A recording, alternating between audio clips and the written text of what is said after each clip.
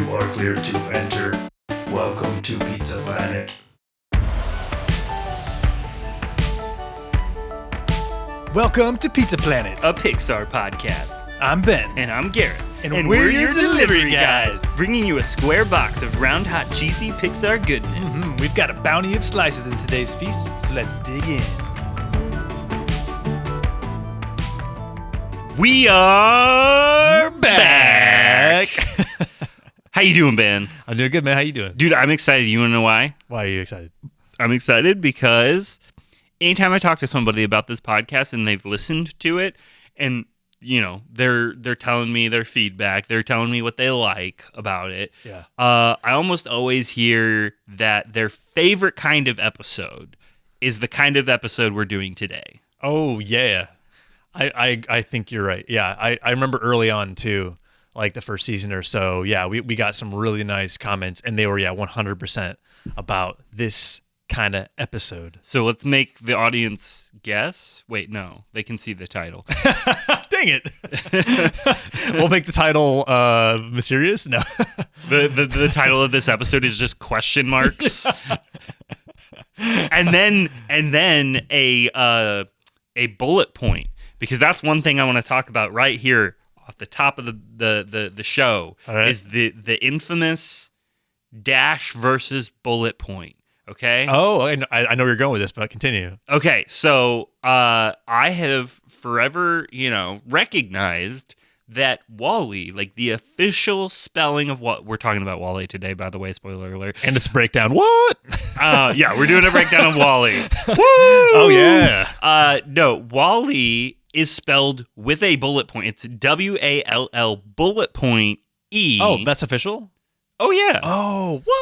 I didn't know that. Anytime you see it printed somewhere officially, like check IMDb, look at, like Pixar's website, that is supposed to be how it is spelled. Yet people consistently misspell it using a dash, and it drives me crazy. I hate it.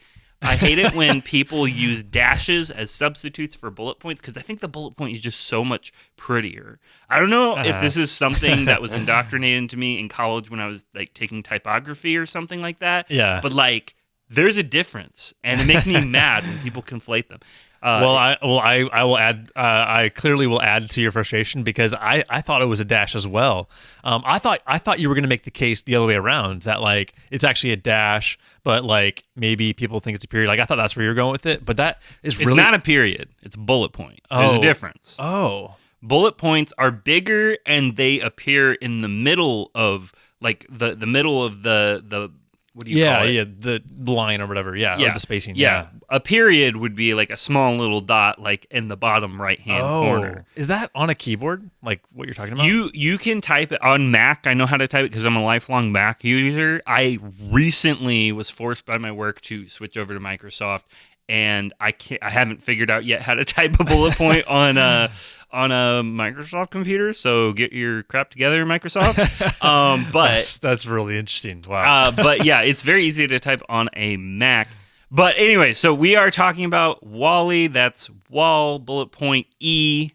And some quick information for you before we dive in. This movie is directed by Andrew Stanton. Mm-hmm. The story was written by Stanton and Pete Docter. Oh, yeah. The screenplay was written by Stanton and Jim Reardon. And this movie was released June 27th, 2008. It made $223 million domestically on a $180 million budget, making it the 15th highest grossing Pixar film. Wow, nice. So yeah. We're gonna dive right in, unless you have anything else you wanted to say about WALL-E and his name and the bullet point. That is fascinating. It's such a small detail, but I never knew that. So I've been writing dash on my actually I didn't even write a dash. I just wrote WALL-E with no dash on my notebook. But in my head, that it was a dash. But yeah. Before we get going, it's great to be doing breakdowns again, man. We both love this particular kind of episode, and we've learned how to do it better without all the preparation. Because initially we were like, dude, we got to break this bad boy down. Like we got to know everything going. We literally would print out the scene selection from like the DVD menus. Oh yeah, like you can literally find that online. You can find the screenshots of the DVD scene selections, and because we wanted to make sure we got it right, the scenes. Yeah, and so well, don't speak too quickly, Ben, because I did not print the scene selection for this movie. However, I did have to take extensive notes for this movie while we were watching it. My wife and I were watching it. And I have to say, this is possibly the hardest movie to do a breakdown on. I can see that. Yeah. Because when you're taking notes, you're doing a lot of looking down at what you're writing. And this is an extremely visual movie with very little dialogue. So the number of times I had to annoy my wife with, "Hey, can you rewind that 30 seconds really quick?" Yeah. The number of times I had to do that in this movie was ridiculous. Like I was getting on her nerves by the end. I think she was over it. And that's why it's so hard to break something like this down, because you're taking all these notes. You're also trying to take in the movie and make sure you don't miss anything. I would say this was one of our most challenging to prepare for. Yeah. It's so funny you say that, because literally when I watched it last night, I watched it by myself. I was constantly rewinding, literally same thing, and it added a lot of time to the night. Obviously, it's already a long movie. Yeah, so no, it's exciting to be doing breakdowns. We love them, and finally, we've been talking about wanting to do WALL-E for a while. Mm-hmm. So, dude, so pumped to talk about it. So yes, so we're going to kick it off with. Put on your Sunday clothes, Ben. We're actually recording this on a Sunday. Ben is wearing his Sunday clothes. I am. He looks quite nice. Thank you. I'm also wearing what I wore to church. You look great which too, is man. a little bit more casual, but you're rocking it. Thank you. But yeah, this song from Hello Dolly plays, and we get our first glimpse of Wally. He's listening to music while collecting trash and cubing it. I just want to point out that this fascinated me when I was younger, because I worked, not at the time, but after Wally came out, I had worked at a grocery store where I operated a baler. And anyone who knows what I'm talking about is immediately going to be like, oh yeah, I had the same experience, where they're like, oh, Wally is based on this. He's a baler. He's literally, it's a real piece of technology that exists. They just turned him into a robot. You know? Right. So I used to operate a baler, and that I always got a kick out of that, because I'm like, I'm basically Wally. Yeah, exactly. I worked for Walmart for a little while, and we did some baling as well. And yeah, I was gonna say the Hello Dolly plane, and then this with the space shots, by the way. Oh yeah. I was like, I don't remember this. This is like really cinematic and artsy, and yeah, it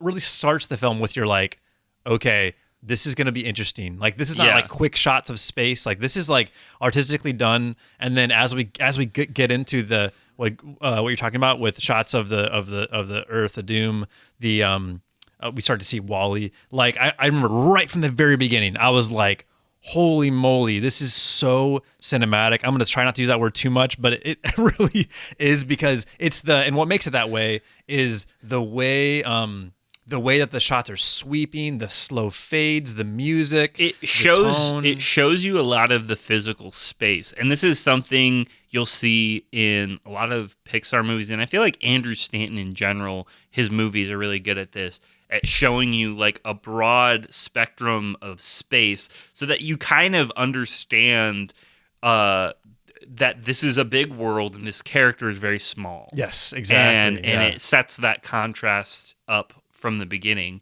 Yeah, and even just like before we zoom in on Wally, we have like you said, these wide shots with Wally in them, because at first it's just wide shots, and you're like, and then they introduce Wally. But like, I remember one of the first shots, one of the first shots is like, it's framed so beautifully, like the cinematography. There's like foreground, and like Wally's in the distance, and he's like framed in this like artsy, like, rule of thirds up in the corner where he's like popping in and comes out of frame. And it's just like, again, like, it's just like, you're right away, you're like, holy moly, like, this is so, like, even the shot compositions feel like super, like, Denis Villeneuve kind of vibe. Yeah. Like, it's like really like, what's the word I'm looking for? Like, just like, nitpicking that kind of painterly. Yeah, painterly quality shot. So, anyways. Yeah. And so this is our introduction to the literal post-apocalypse. So it looks like the Earth has been polluted beyond habitation, and we're left with we're shown there's no dialogue for the first several. I should have timed it. Oh yeah, I feel like that should have been like my first thought when doing the rewatch for this was like, oh, I should time and see how long it is before the first line of dialogue shows up. Yeah, I didn't even think about that, but there is so much showing, not telling, in the beginning of this movie as you're like picking up these context clues based on Wally's surroundings, and you're piecing together that, like, you know, Earth left and they put these robots on the Earth to kind of clean it up, hoping that it would eventually become habitable again. Right.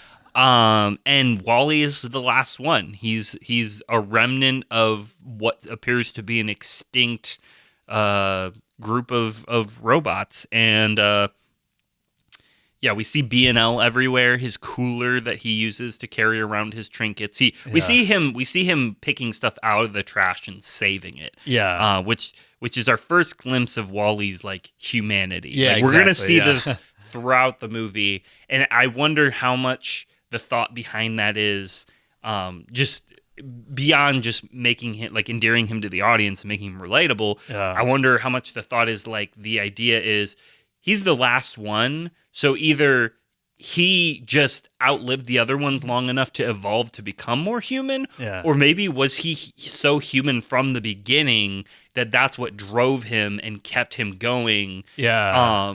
And basically made him outlive all the other robots. And so that's my interpretation of the character of Wally, because throughout the movie, like I said, we see he's different than other robots. Yeah, he is. You're right. And we'll talk a lot about that, especially with how he compares to other robots, but also how he compares to humans, and this duality that you're getting about with him being more human than humans. And that's a really cool thing that we'll talk about later. But yeah, it is.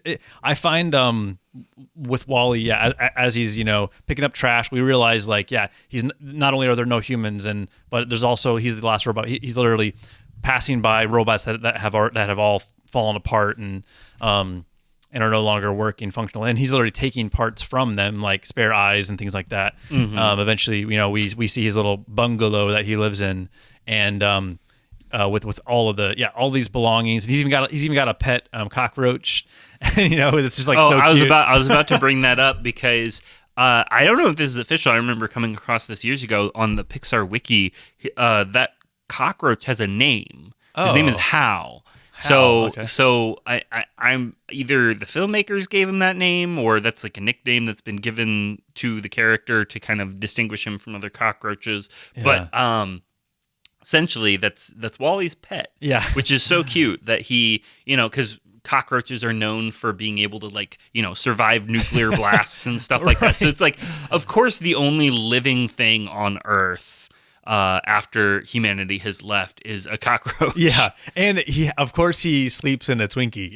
Yeah. His little bunk bed is a fluffy little Twinkie. Yeah, which also so cute. Which also survived and gross. Oh yeah. That's true. Twinkies being the thing that is the most, you know, preservatives in it or whatever. Yeah. There's a whole plot around that in Zombieland.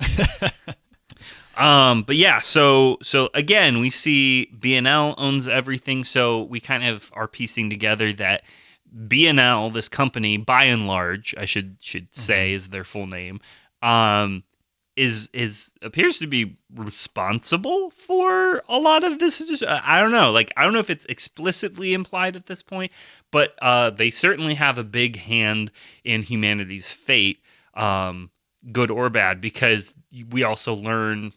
Wait, do we learn about the Axiom yet? Well, yeah, as he's passing by some screens, some big, you know. That's right. He sees. Screens, we see our first glimpse of Fred Willard, which this is fascinating. The casting of live action actors for specific parts of the movie, because this movie we're later on going to see, live action scenes from Hello Dolly. We're later going to see, I won't spoil it now, but we're going to see how essentially this is meant to be the future of our world, like the live action us, our world.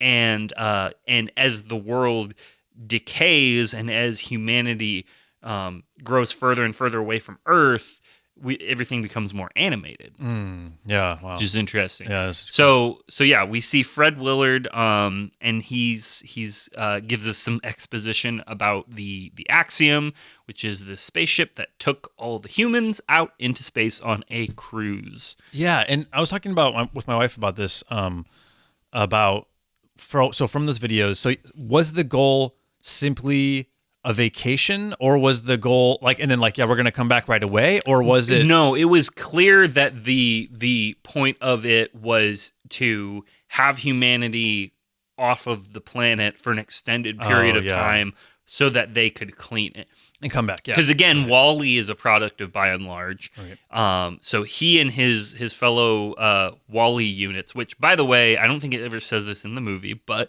Wall-E does stand for Waste Allocation Load Lifter Earth Class. Whoa, nice! I did not know that. So, that's great.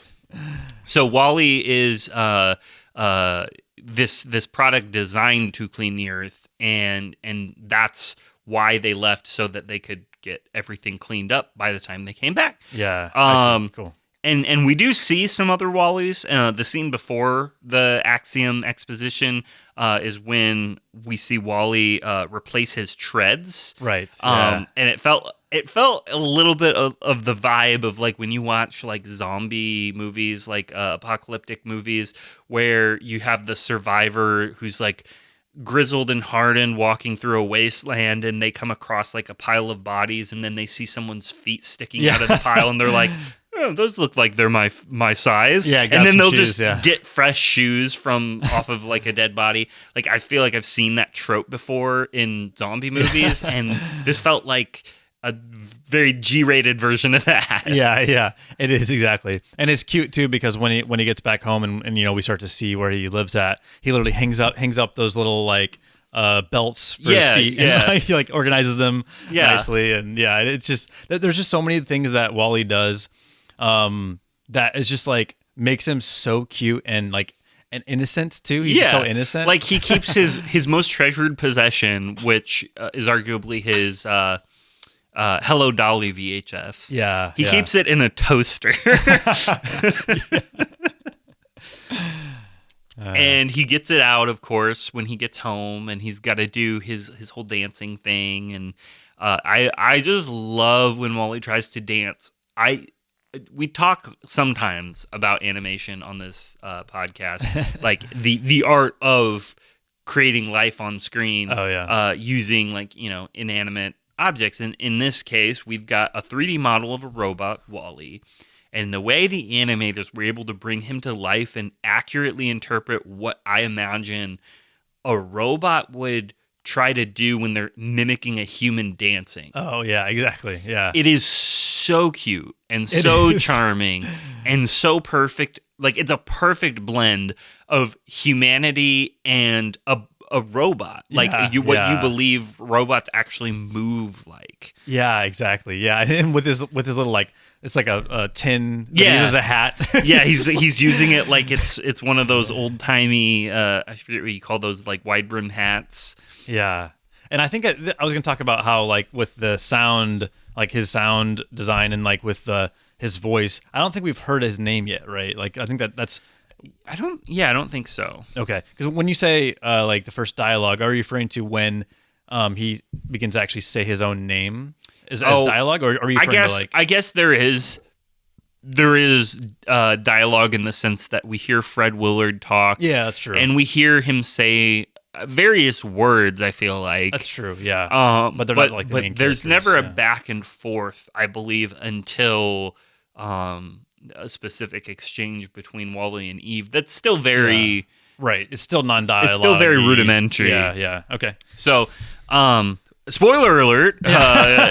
Who's Eve? Yeah, what the heck? Eve, who's that? So the night kind comes and Wally goes out and looks at the stars, which are barely visible through the clouds. And I don't think I've ever really clocked this moment in previous rewatches.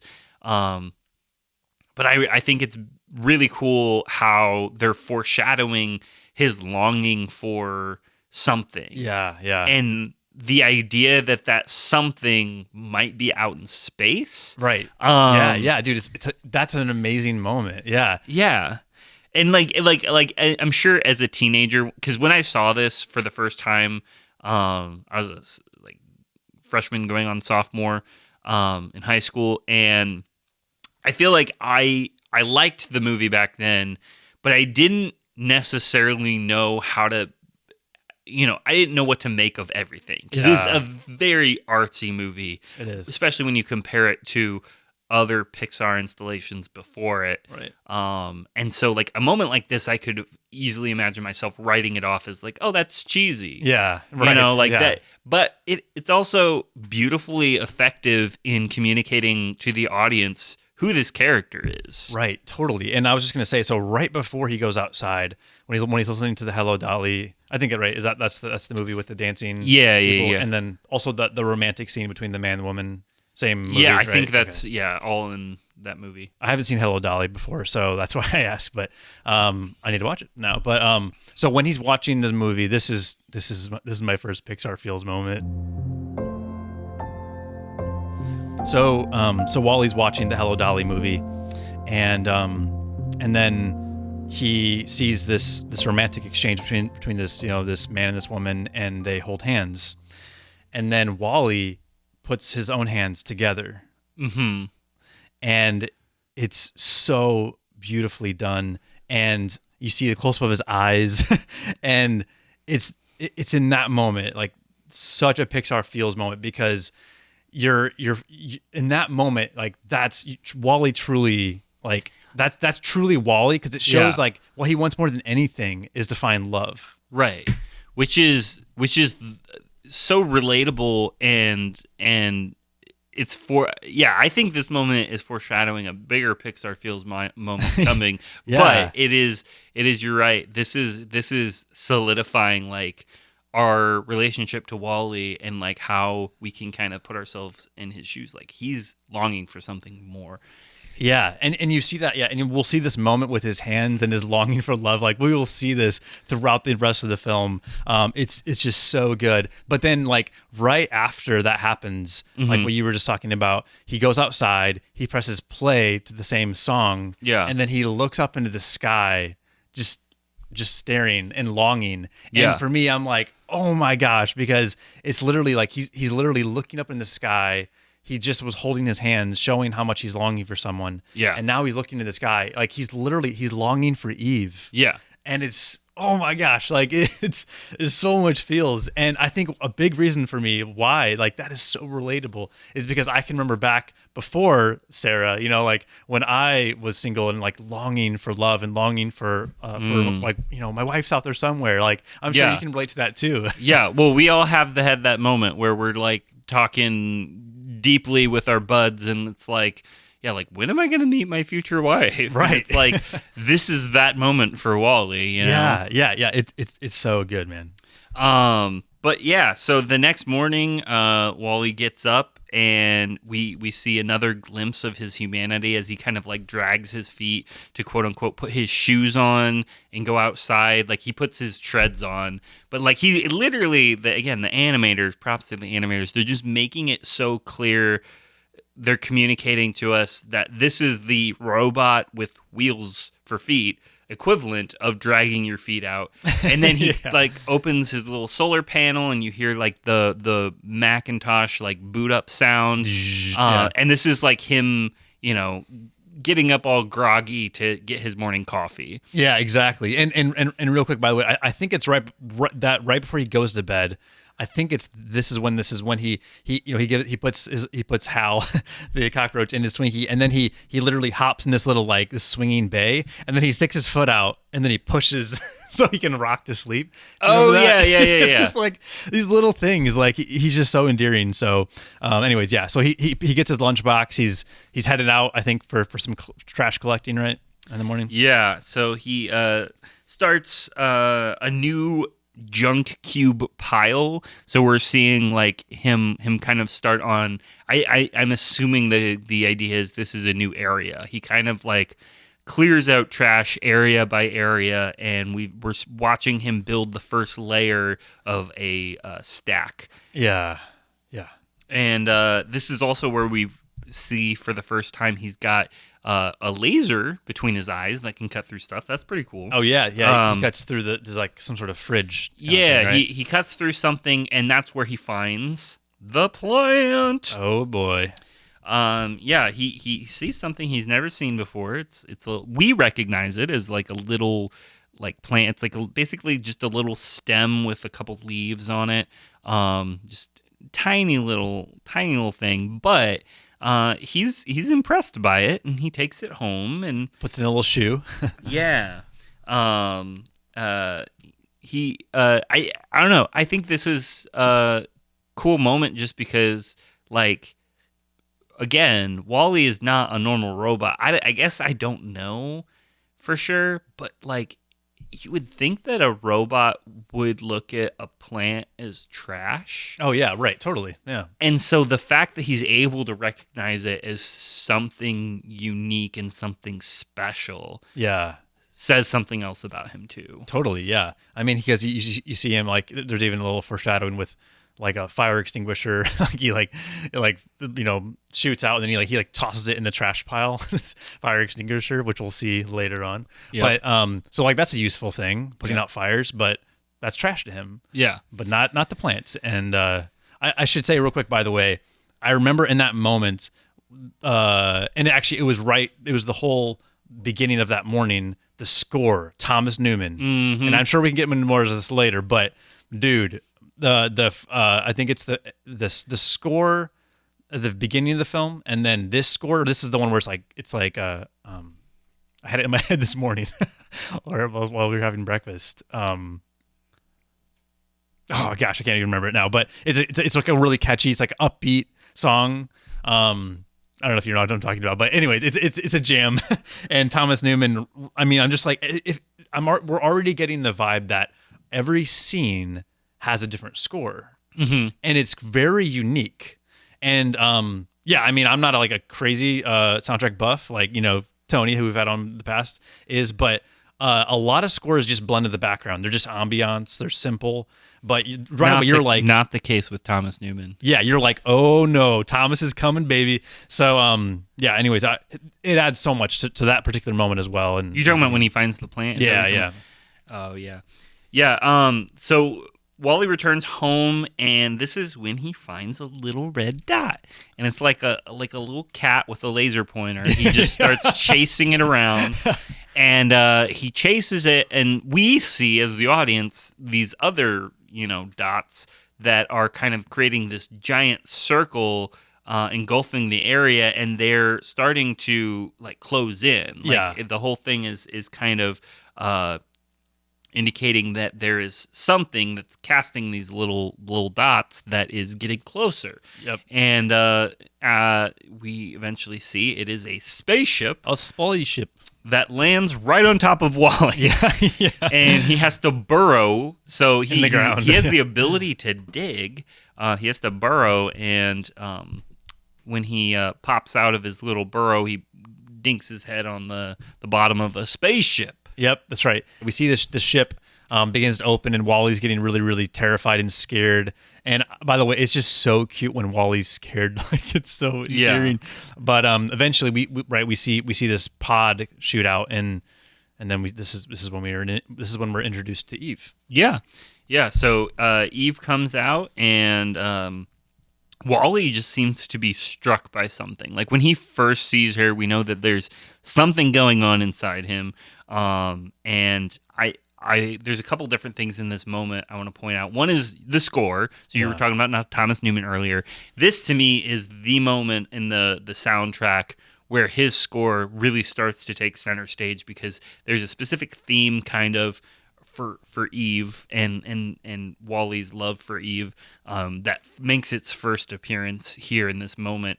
The other thing I want to point out is the design contrast between characters. So we've got Eve and we've got Wally, and what I think is interesting, and I don't know if this is intentional, but traditionally you have two character archetypes. You've got the curmudgeon and kind of the more free-flowing kind of character. Right. And typically you communicate that information physically in the characters using like angles. So I'll use the best example that I can think of off the top of my head in a Pixar movie is with Up. You literally have Carl, who is a square. Yeah, like you look at boxy, his body shape, everything from his head to his fingers to like the way his shoulders are, everything is very squared off. And then you contrast that with Russell, who's egg-shaped. Yeah. And he's just very round, and he's got these round cheeks. And so that communicates subliminally to an audience member like, oh, hey, like this guy is very rigid and versus this guy who's very go with the flow. Yeah. And it tells you everything you need to know about those characters. So when we meet Eve, and you see in contrast how she's, again, egg-shaped and very round, lots of smooth curves. And then you've got Wally, who is, again, a literal box. A little box, yeah. Again, with squared off fingers and everything. I think it's interesting that it's kind of a role reversal. I think that Eve is a little bit more the rigid character in this instance. Yeah, you're right. And I wonder how much of that was intentional to communicate to the audience, like, hey, like, not everything is as it appears. Because, like, Wally may have been designed to be rigid, but he broke out of that. Yeah. Whereas Eve is kind of designed to look more, I don't know, like appealing. Yeah. Yet she's the one who kind of has the, for lack of a better term, like kind of a rigidity. Yeah, dude, this is awesome. So we're gonna talk about this a lot as we go on. But I didn't realize that the theme that I see here, the armature, as we've talked about before, I'm sure we'll all have our different take on that. Mm-hmm. But for me, you're hitting on it, and I didn't even realize that it came up this early in the movie, but it does. Which is this idea that I think I wrote down like that we can live for something more out of our quote unquote programming, that we can do more than what our programming is, right? Yes. And obviously Wally, that's who Wally is, right? He's breaking out of his what a robot is and does so much more than that. But yeah, you're right. Eve is rigidity, and this is why this is so cool, because this is also a kind of a sub theme about the like futuristic technology. As we get into it, it's like it doesn't necessarily make you live a better life. Yeah. And we see Eve is futuristic, and Wally is kind of falling apart. He has dirt all over him. Yeah. Like, you know what I mean? Like, so, from your eyes, you think, oh, Eve would be the superior robot. Right. But it's not true. Right. So anyways, I love that. That's great, man.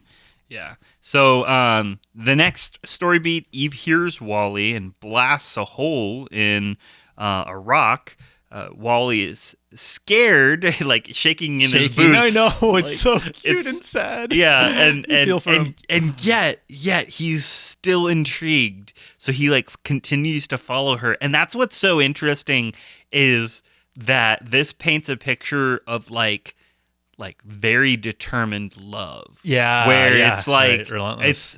I can't think of a movie that does this right now, but I feel like I've seen that in movies where you see somebody who loves someone so selflessly that it's like, even though that person isn't totally like safe to be around, they're still like willing to be like, hey, I'm gonna try, Yeah, to befriend someone or whatever.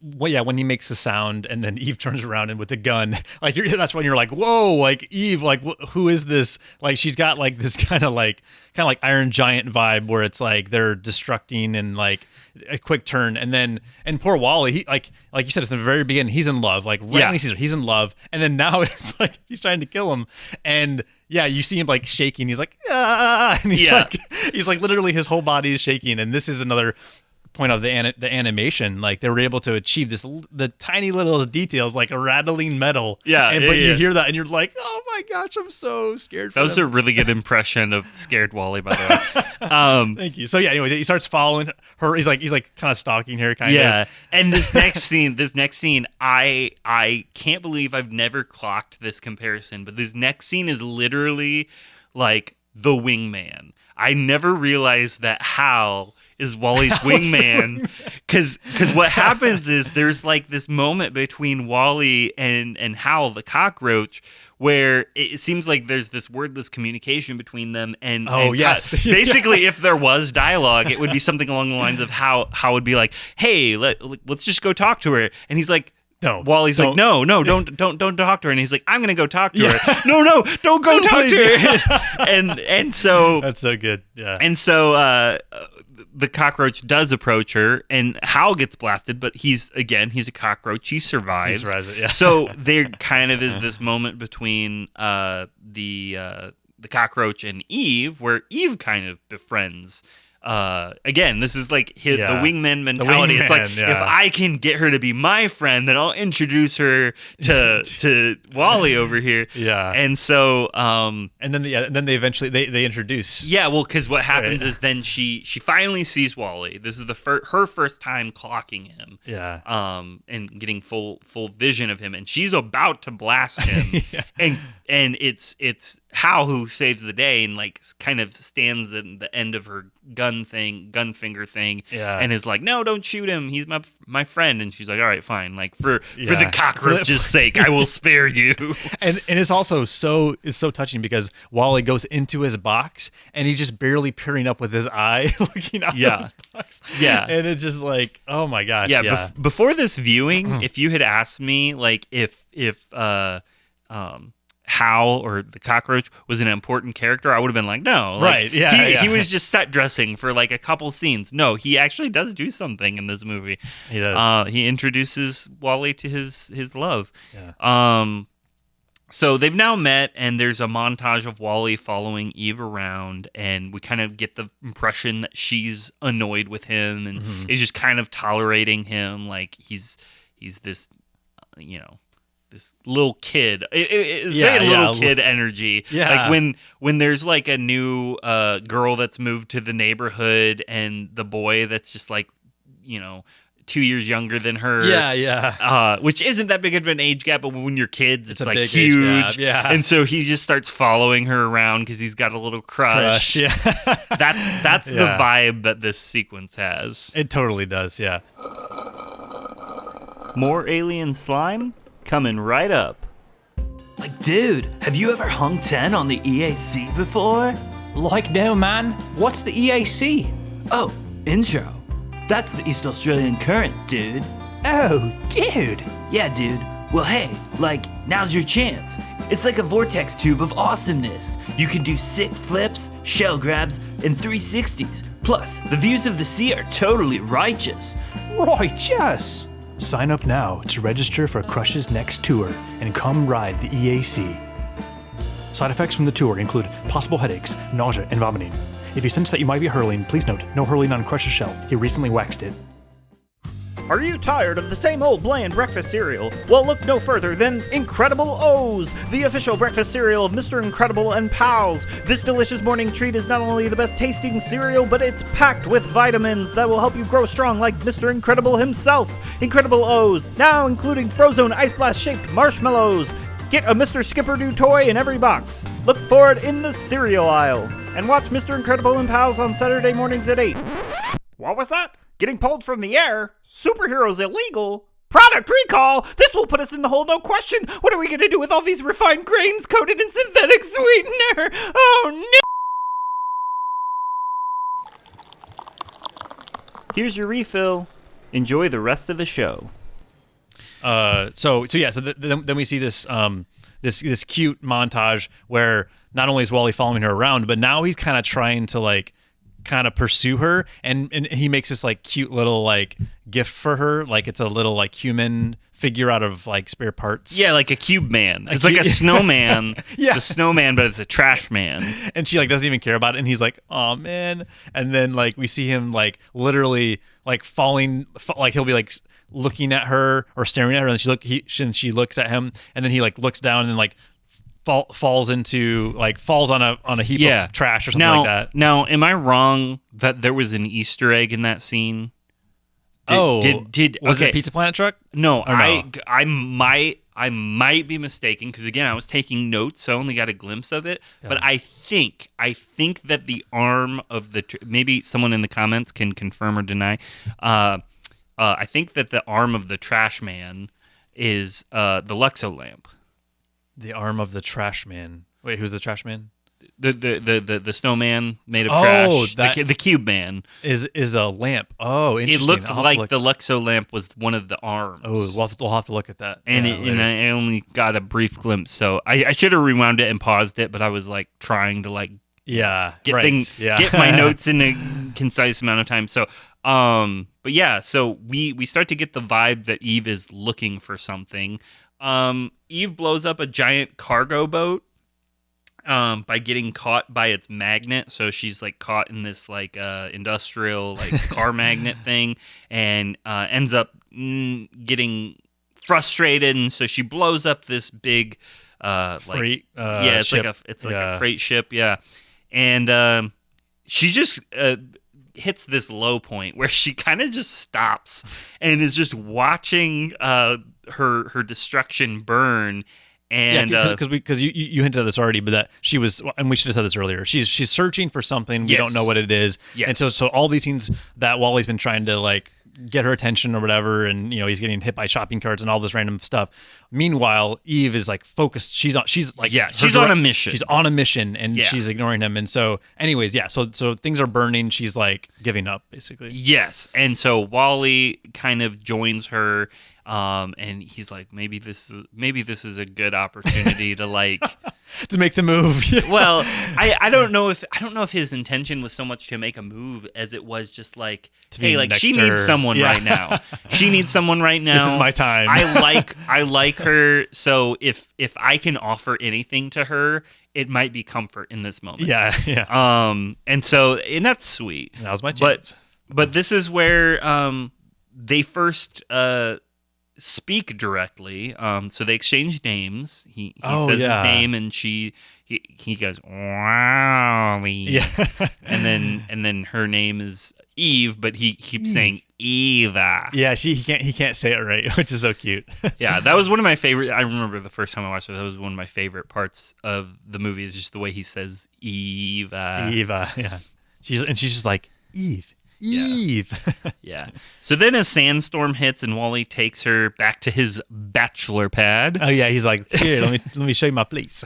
Yeah, and so while they're taking shelter from the sandstorm, he shows her his stuff. And I thought it was really funny that she was scared of like the singing fish that's singing "Don't worry, be happy." Every item that he's like, oh, check out this cool toy, or like check out this, is like every time she's kind of she's destroying everything. Like she's not trying to, but she's accidentally causing destruction. Yeah. So this is, for me, there's a moment in here that is, for me, one of my first Pixar feels moments. Oh.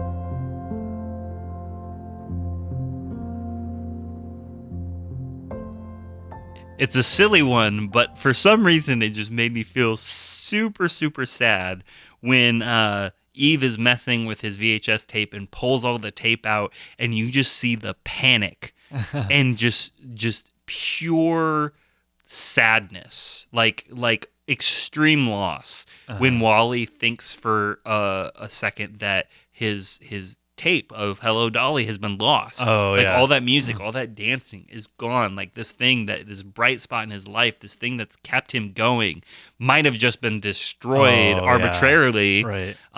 And so he just like very, very hurriedly like winds the tape back in and puts it in to like test it out, and you see him like just nervously looking at the TV, and he's like poking his fingers together, and he's like, oh. And I just felt so bad for him in that moment. Yeah, it's a good moment. Not a traditional Pixar feels moment, but it made me feel very sad. Yeah. And the sad sound he just makes is heartbreaking. Yeah. So Wally shows her now that he has the tape playing, he's like, oh well, we might as well try dancing. So he tries to show her how to dance and goes very poorly, so poorly in fact that it ends up Wally's eye pops out. Yes. Right. And this is the first time we see Eve showing concern. Yeah. But Wally is like, oh no, it's fine. I've got like spare parts. And so this is setting up important exposition for later that Wally is really, he's kept himself going because there's so many parts available to replace, and he's kind of this Frankenstein of all these different spare parts and stuff. Right. But it is good to see that Eve does care after all. And so this is also where Wally shows her the plant.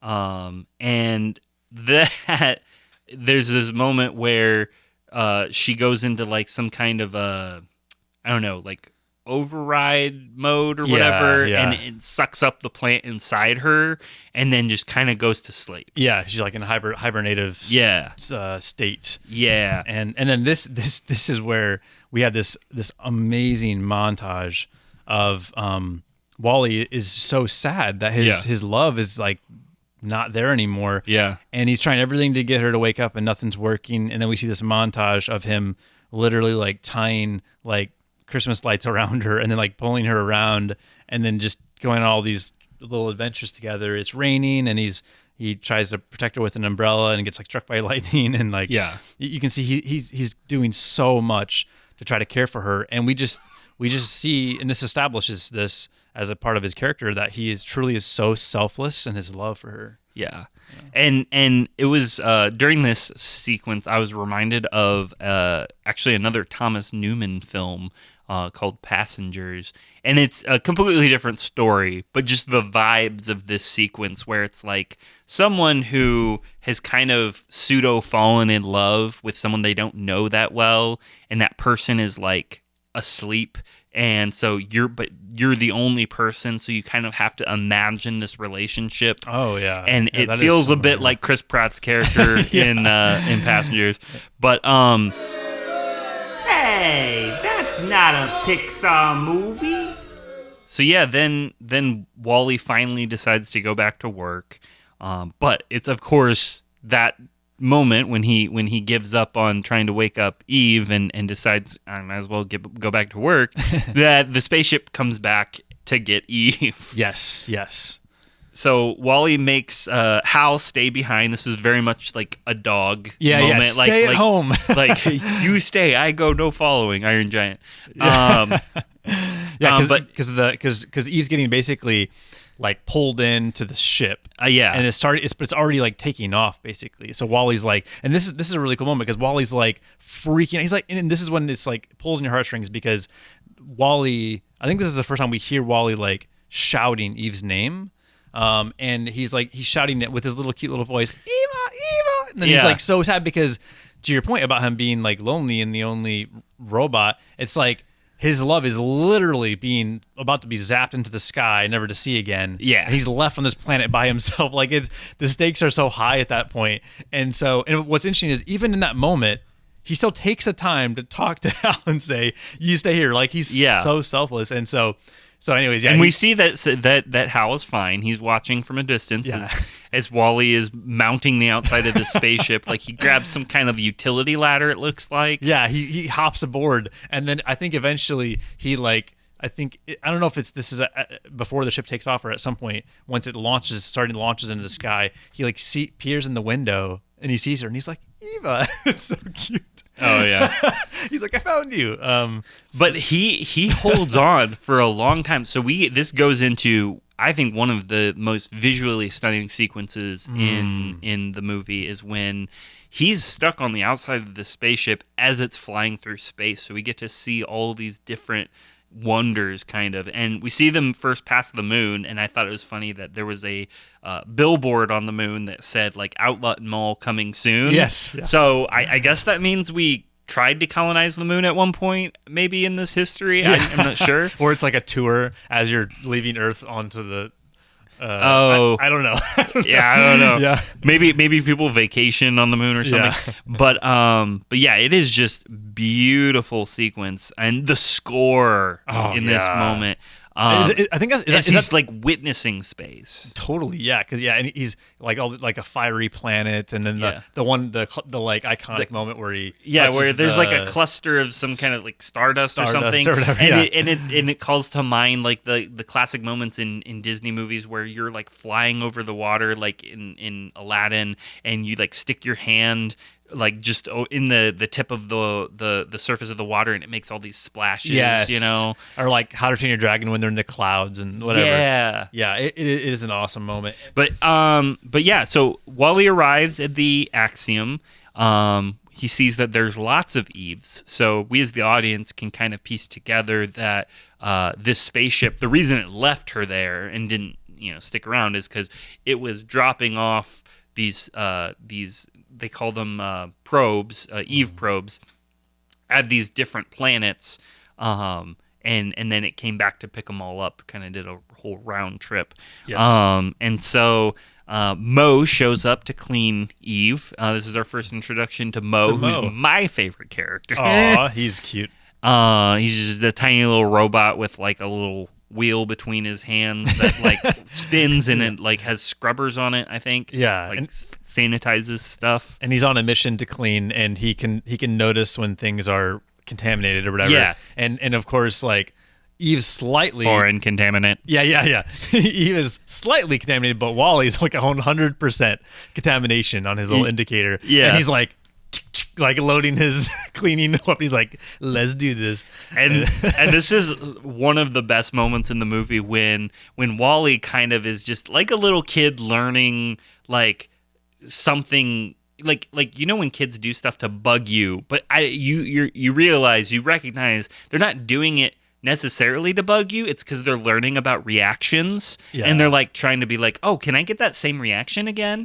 And he does this to Mo, where Wally sees that Mo tries to clean up his like dirty tread print, and so he makes the same tread print again and looks at Mo, and Mo cleans it, and then he does it again, and he looks at Mo, and Mo cleans it, and then Wally just puts his whole like tread on Mo's face. He's like, trying to clean himself. And it's just it's such a cute moment. Yeah, that is really funny. But Wally sees robots take Eve away, and he follows with Mo cleaning his tracks behind him. Yeah. They get caught in high traffic of robots. This is our first glimpse of humans too. Mm-hmm. This is kind of an interesting sequence. It just kind of speeds through the Axiom. We're meeting lots of different new environments very quickly all at once. So we see that there are hallways where there's mainly just robots, and they're just kind of moving very quickly, almost as if it's like a road, like a high speed, like a highway or something. Yeah. But then we've got these other highways that are, populated with humans in these hover chairs. Yep, with screens in front of them, and they're all obese and super overweight. Yeah, and we also, this is our first time hearing Sigourney Weaver.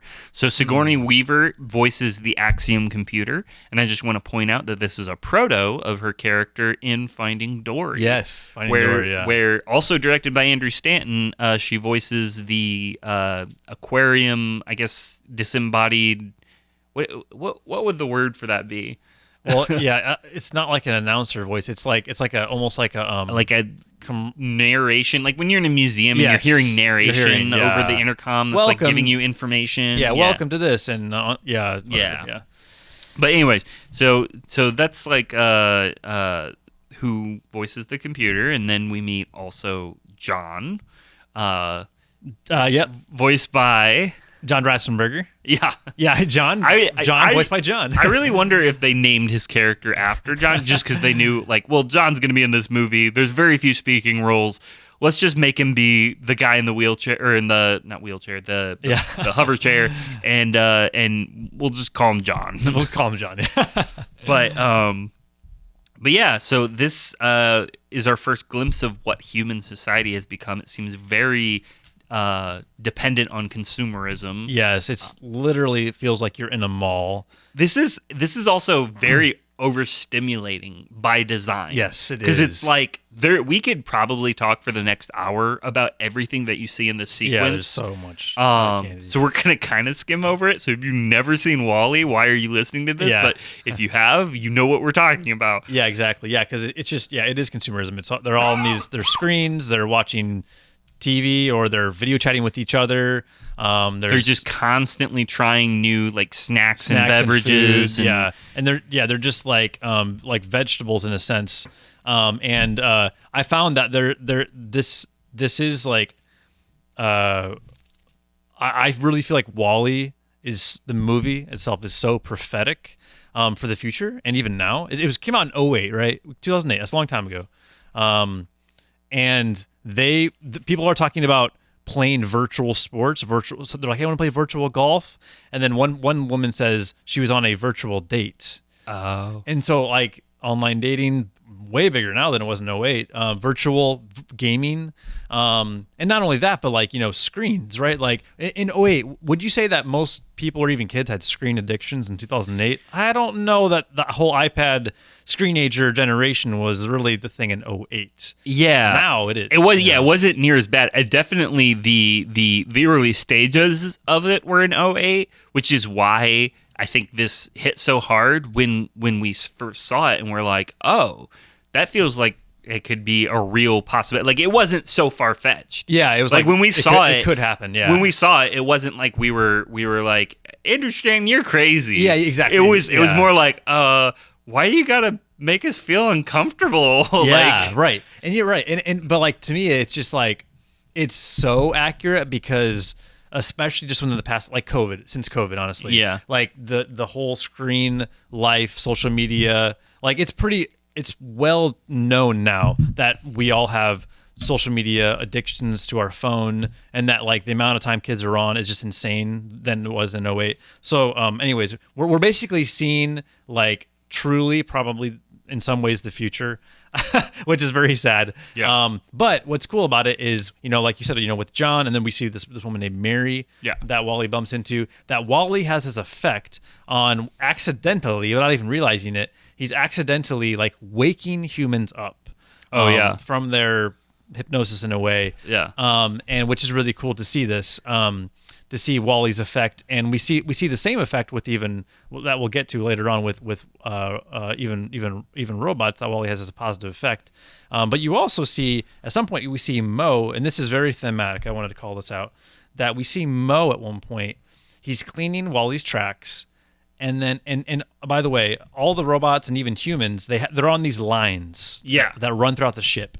And Mo is cleaning, and then of WALL-E's tracks, and then it goes off the green line, and he's like looking at the track. He looks at his green line, and he's like not sure what to do because he stays on his line. And then he's like, okay, and he hops off the green line and starts cleaning. Now, that may seem like an insignificant moment, but it means a lot. It means a lot thematically. Yeah. It's that's so true.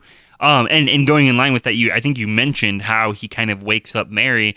There's this beautiful moment where he turns off. Did you already mention him turning off her screen? No, yeah. Like he inadvertently turns off Mary's screen, and Mary's reaction is like, "Whoa!" Yeah, like I've never like looked out the window before. Yeah. I didn't know we had a pool in here. Right. Like, yeah, exactly. There's so much around me physically that I've just never been aware of, and that is a crazy response to have just from somebody turning off your device. Like imagine if somebody turned off your phone and then you looked up and you were like, wait, where am I? Like, right. Yeah, it is crazy. And it is something that it's a message that couldn't be more timely. Obviously it's a more exaggeration, but like how you can really be, being a dad, right? Like you can probably relate to that. There's times where, you may be distracted by your phone or something. And then, your son's doing something adorable and you're like, oh my gosh, like I just missed something important.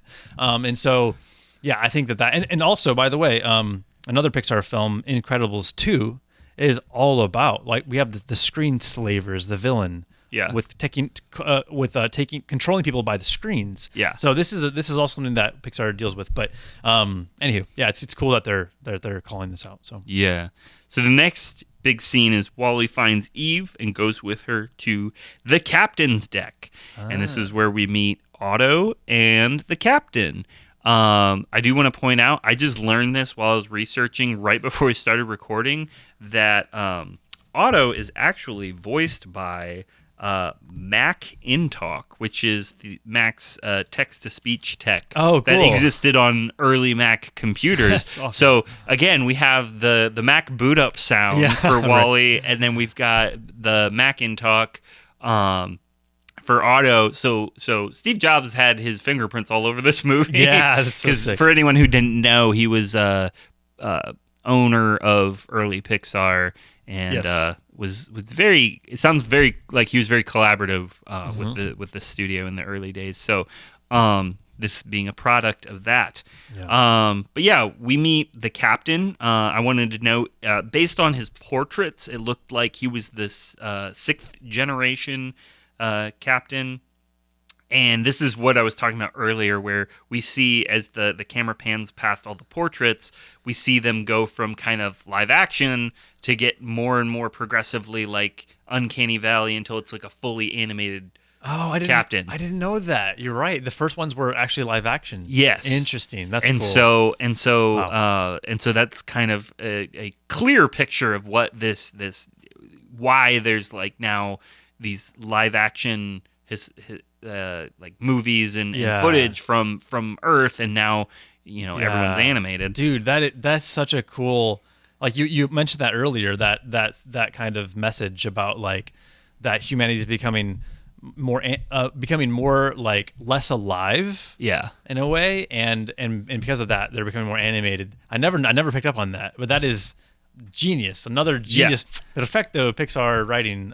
Yes, that is thematic. Like there's a amazing. thematic reason, because when I saw this as a teenager, I thought it was really bizarre and weird and like over the top artsy that they were using live action like animation hybrid. I was like, this isn't Space Jam. What are they doing? But no, it is thematically very like for a purpose. Yeah, and this is, by the way, the only Pixar film I believe to have live action footage in it, right? Yes, to date, I believe so. Yep. I do think I remember at one point hearing an article where Pixar was in talks to do a live action, either a live action movie or a live action animation hybrid movie at one point, but. So we meet the captain, who's voiced by Jeff Garlin. I love Jeff Garlin. He's so good in this movie. And Otto's trying to get his attention because Otto knows about the plant, and he's like trying to get everything under control. But the captain's like, no, I got to go through my morning routine. Yeah. Hold up, Otto. And like all the status reports are like unchanged. Yeah, right. And so just that, even that moment like has so much thematic impact on the story, because it's like, for 700 years, humanity has been like virtually just coasting. Unchanged, yeah. And so the captain gives the morning announcements. Again, this is the 700th year of the Axiom, so he announces the celebratory cupcake shake or something like that. Right. I don't remember. Yeah. And I think you mentioned him being the sixth captain. I think Super Colin Bros talked about if you look at when it was panning across those captains, it shows when they were born and when they died, like their lifespan. And they literally, everyone lived like over 100 years. Oh. Which is why that adds up to 700. That's interesting. So they lived a long time on the ship. So. Clearly. So Otto shows the captain Eve has the plant, and as soon as he kind of does he put it in something? Is it like, does he put it in like a scanner or something? I don't remember, but he basically activates the plant protocol. Yes, right. And then Fred Willard shows up and on a screen, and he explains that they can now go home. So this is an exciting turn of events. The captain tries to talk to the manual and acts as if he's never seen a book before. Yeah, he's like, pages, what are these? Yeah.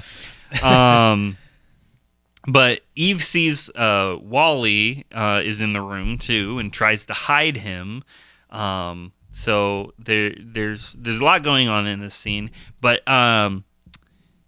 there's this moment where they need the captain's voice authorization for the plant protocol, I think, and it just goes voice authorization, and he goes and then it repeats it back, and it's like, takes that as voice confirmed. Confirmed. But so the machine then opens Eve, and that's right, because the plant was inside Eve, and she had the glowing plant symbol on her, and that was what was indicating that they found the plant. Yeah, that's the plant protocol began. But then when they open her up, there's no plant. There's no plant, and so begin the gaslighting of everyone. Where Otto's like, this Eve probe is defective. Wally introduces himself to the captain, who sends him to get cleaned, And he's still, it's so cute because he's still loyally right by Eve's side as they're transporting Eve. He's like right there next to her. Yeah. The whole time. So Eve is defective. Wally is dirty. So they're both getting taken away. But that's not before Wally does shake the captain's hand, which leaves some dirt on his hand. And so the captain is like curious about this dirt. So he has the computer analyze it, finds out that it's from Earth, and this is going to begin like a reoccurring sequence where we're going to see how the captain has this kind of passive interest in Earth, and it's going to evolve. Yeah, he does. And it starts with him, asking, I think it's like, what is Earth, I think. Yeah. And then, we see him starting to learn more and more, and it's kind of cool because you realize it's basically like a, what do you call it when you're Googling something and you keep going like into a rabbit hole, kind of like a research hole or whatever. Yeah. It's literally what he does, but in a good way, because or a wiki hole. Yeah, he's going on a wiki hole of constantly defining things as the film goes on, and it's just kind of funny because that's relatable. We all do that, but this is actually life-changing for him, literally. Yeah. So Wally and Eve end up in the defective robot ward.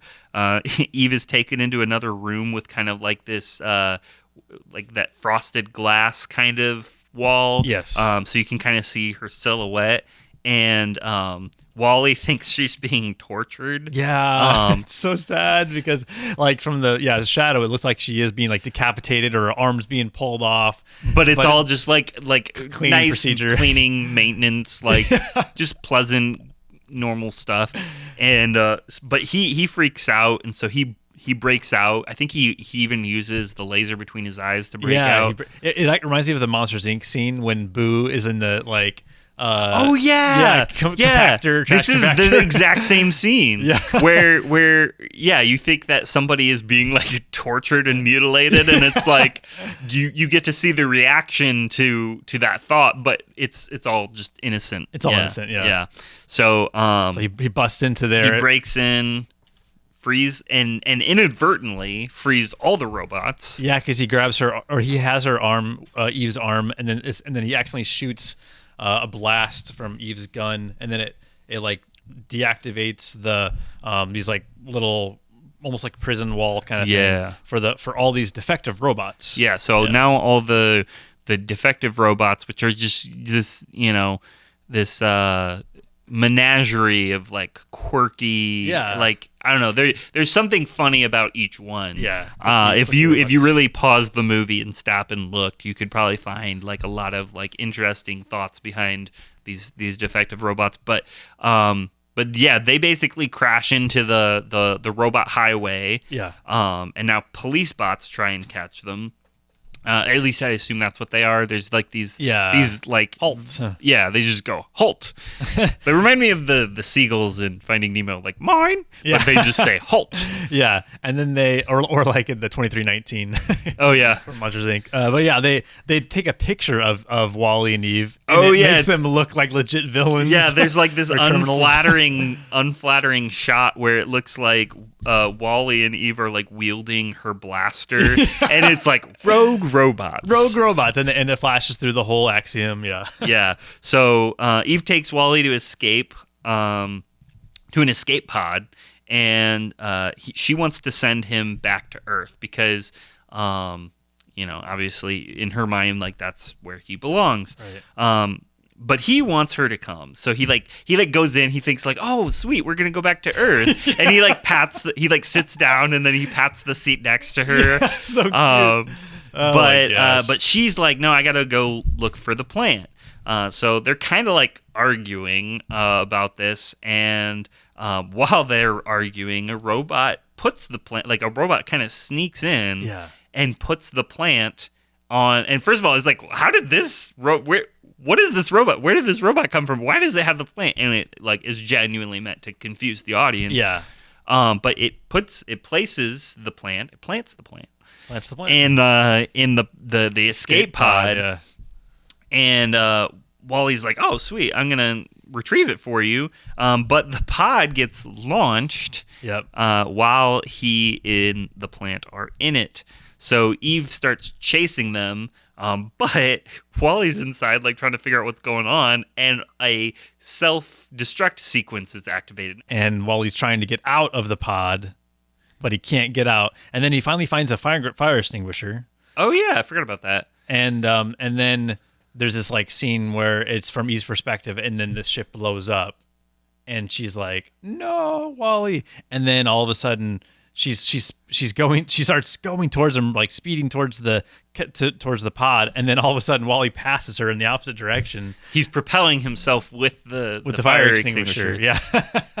So iconic. And thus begins this like iconic scene of them flying through space together with Wally and his fire extinguisher and Eve. Well, before the dance. Oh, okay. Before the dance, Wally first of all, there's this important moment where we see in Eve's character that she valued him more than the plant. Yes. This is the moment where she's like, she's relieved that he's alive, and she's not gonna worry about the plant. And she you kind of see her like set that aside and kind of like accept that, okay, like I failed, but at least Wally's alive.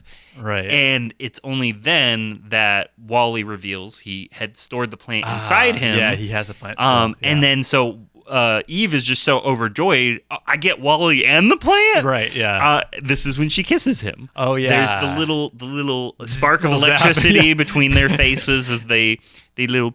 And then Wally like basically passes out. He's like, but then he starts to like, and then it goes into the dance. The dancing scene. Oh yeah, that's such an important moment. And I'm glad you mentioned that because again, this touches on the armature. Like it can be more than your programming. Yeah. She learns to value Wally more than her directive. Yes. And so this is another example of a character learning to live for something more.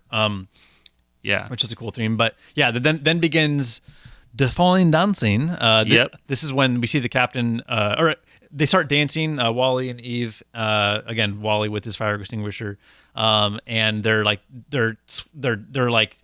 dancing while flying with each other.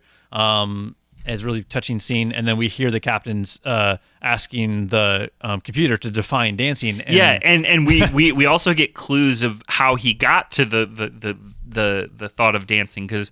He starts out, he's asking questions about farming. So somehow when he started talking about Earth, he learned about soil and then farming. And then he started asking about farming culture because the last question he asked was, what's a hoedown? So she must have told him about the culture around rural areas and hoedowns and stuff. And then he's like, oh, like a hoedown is a kind of dance. What's dancing? Yeah. You know? And then, of course, the amazing song that's playing that you said earlier is in the film earlier is the song by Thomas Newman called Define Dancing, which is arguably the best score. And there's also another B story going on during this sequence too, because John and Mary are both like looking out the window and they see Wally and they're both like, hey, Wally, I know him. And so they bond. They kind of like come together over this like mutual, like it makes you wonder what social life in for this culture of humanity is like, that they so quickly come together out of like just being mutually familiar with Wally. Right. Like the fact that they have a mutual friend means so much that they're like basically holding hands, I think, at the end of the sequence. Yeah, they accidentally hold hands and then they're like, hi. Yeah. And so I think, is it understood that these characters are like they weren't together before this? They were just correct. This is them first meeting. Wow, that's amazing. Yeah, that is really, really cool. Again, Wally is he's waking people up. He's bringing people together without even trying. It's really cool. Yeah. So they return from space and lock out Bernie. Shout out to Bernie, the short film directed by Angus MacLean. We see a glimpse of that short film as they're going in and they lock Bernie out. But then they go to the captain, who, again, he was learning all about Earth, and now he really wants to go. So when Eve brings him the plant, it's like, it's go time. Yeah, he's like, let's go to Earth. But the captain is sad when Eve shows him the footage of the polluted Earth. He's like, oh man, you got to show me how cool Earth is because you've been there. Yeah. And she shows him footage, and he's like, oh no, like where's all this stuff that I heard about, like the green trees and everything. Yeah, all the life. Yeah. And they're cheered by the footage of Hello Dolly because she also has footage from her time with Wally, and him showing her that film. And so like that moment is kind of cool too, because it's like, Wally clinging to this piece of film history is what gives the captain a moment of like, oh, okay, so that's what Earth used to be, Yes, exactly. More Pizza Planet blasting your way after the break. Can you hear that? Low rumble of engines coasting down the freeway on a breezy Sunday. The lush crunch of a tire making contact with a gravel road of unexplored possibilities. Feel the cool wind and smell the sweet sun-baked desert air as you accelerate down the timeless route. Witness the awe of the mountains protruding from the earth like beckoning palaces of crimson stone. Your road might be long, but it doesn't have to be hard. Make every moment driven by purpose at Radiator Springs, Arizona. This fake ad has been fake paid for by the fake Radiator Springs Tourism Commission. Here, there's transformation. Monsters come gentle and leave ferocious. We're the creeps, the ogres, the krakens, the Martians, the yetis, who want to scare for a living. We come of all shapes, sizes, colors, and textures. We're a family, bound by a common bond, tradition, diversity, friendship, and excellence. Whether your talent is causing screams or designing the canisters that capture them, Monsters University is a place to find your truest calling and reach your highest potential. In the words of Dean Hardscrabble, scariness is the true measure of a monster. Open the door to your future and become the monster you are meant to be at Monsters University. Building tomorrow's scares today. Hold on tight. We are re-entering the Pizza Planet quadrant.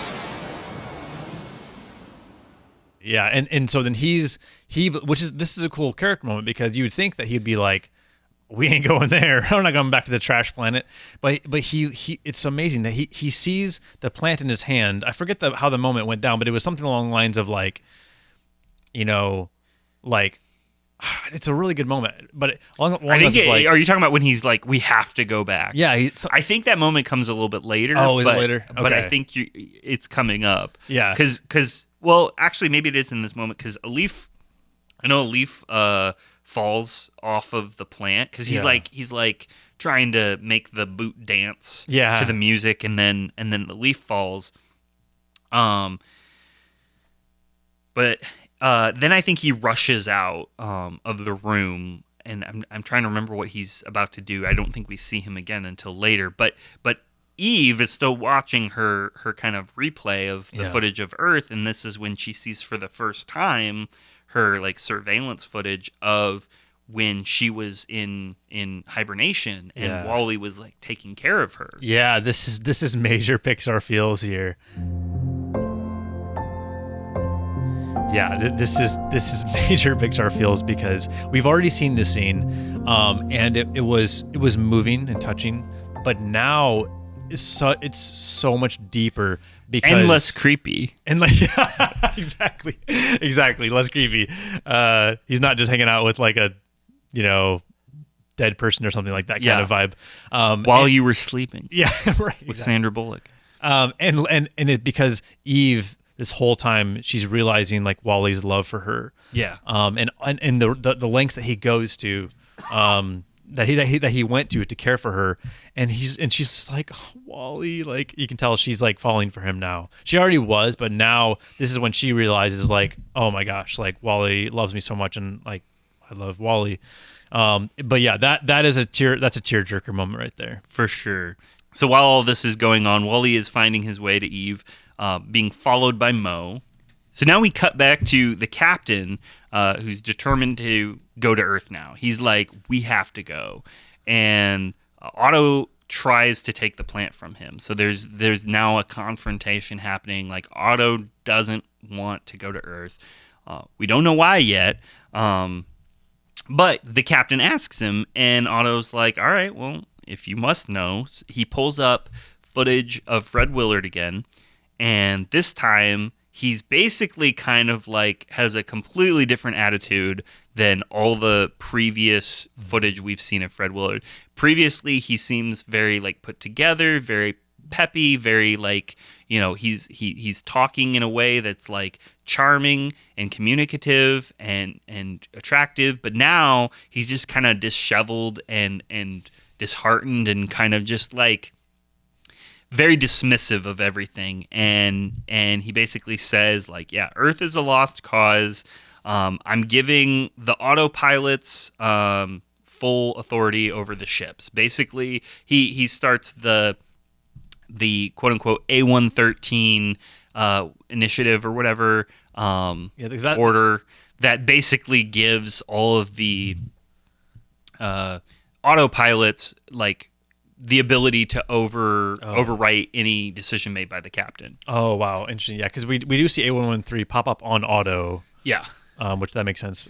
Yeah, and so that's again an Easter egg, but it's also the name of the I guess command or program that allows the autopilots to take over. Yeah, right. So this is my favorite quote in the movie. Anyone can cook. That's right. Wow, that's a good line. I just love me a good movie quote.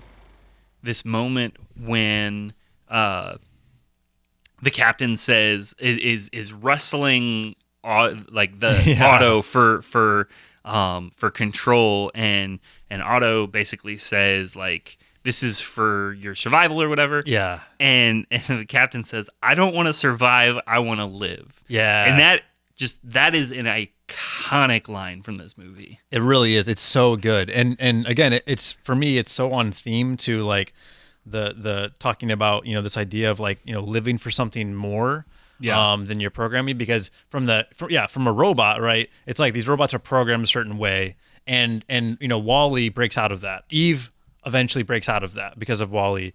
But humans, humans are their quote unquote programming, right? Is that they're vegetables. They're living for just comfort. They're totally they have no higher aims in their life, right? Mm-hmm. And so they are purely vegetables and surviving. And so this captain is waking up just like John and Mary are like waking up. And now we hear the captain, talking about him wanting to live for something more. And I think that again, like which is on theme with Wally and Eve and everything. But it's also getting back to like talking about this movie being a little bit prophetic with like technology, Mm-hmm. but I think, and not to get too like spiritual or religious with this, but for me, that's another way that I connect with this movie is like that you hear the captain saying like he doesn't want to survive, he wants to live, right? Yes. And I get, as a Christian, like, right, that's a amazing there's message. a distinction. Like some people think of those as the same thing and not true, you know? Yeah, you're right. They're thriving in your life, living for something more, and then just simply getting by. Two different ways of life. You could have two lives, and one would be extremely more fulfilling than the other. And so anyway, yeah, that's just another way. I'm sure they weren't going for that, but Yeah. it's a way definitely like in faith relating to the movie. Yeah. Yeah. And then so the captain tries to argue with Otto. Otto has that robot that earlier put the plant in the pod. It steals the plant back and tries to toss it down like this chute, but as it's like, you know, disappearing over the edge of the chute, it suddenly just slowly floats back up, and you realize that it's sitting on Wally's head, who has scaled up this chute just looking for Eve. He's been trying to find Eve this whole time, and he just like shows up, and so like, Eve. yeah. So then I think at this point, this is when Otto totally just like freaks out, right? And then he fights Wally for the plant, yeah. And then he zaps. This is when he zaps Wally to the point where Wally, right, is not even functional. Wally tries to put the plant inside himself to protect it, and so to get at it, Otto, he basically decommissions Wally. But the plant's still inside him, right? Yeah, at that point. But they're headed on the trash pipe, so Otto thinks he's done his job. Yeah, and he uses the electrocution on Wally, and then he puts him down the chute. Yeah, he puts him down the chute, and then to Eve, he basically deactivates her or whatever, I think, and then throws her down the chute. Yep. He shuts her down, and then we see things through her perspective, I think, because she wakes up where all the wall A's are. Yeah. Disposing of trash. That's waste allocation load lifter axiom class. for your clarification. But Eve rescues Wally from the trash cube with the help of Mo, who just wants to clean him. Like he's still so determined to clean Wally. He's willing to like risk himself to help save him. You know. Yeah, that's so funny. So Wally's circuits seem fried at this point. Eve looks for new parts, and Wally wakes up and gives Eve the plant. Yeah. So he does still have the plant. Oh man, dude, that's an amazing moment too, because in that moment there, Wally basically died in a way, like, right. And they had to bring him back. And so when he comes, and you realize, like, you know, all that he's been through, you know, and for Eve, and then like Eve sees Wally, and she's so grateful that he's alive. Yeah. And I think this is the moment where she even tries to hold his hand, I think, in this moment, and I think he literally like he neglects that, and he gives her the plant.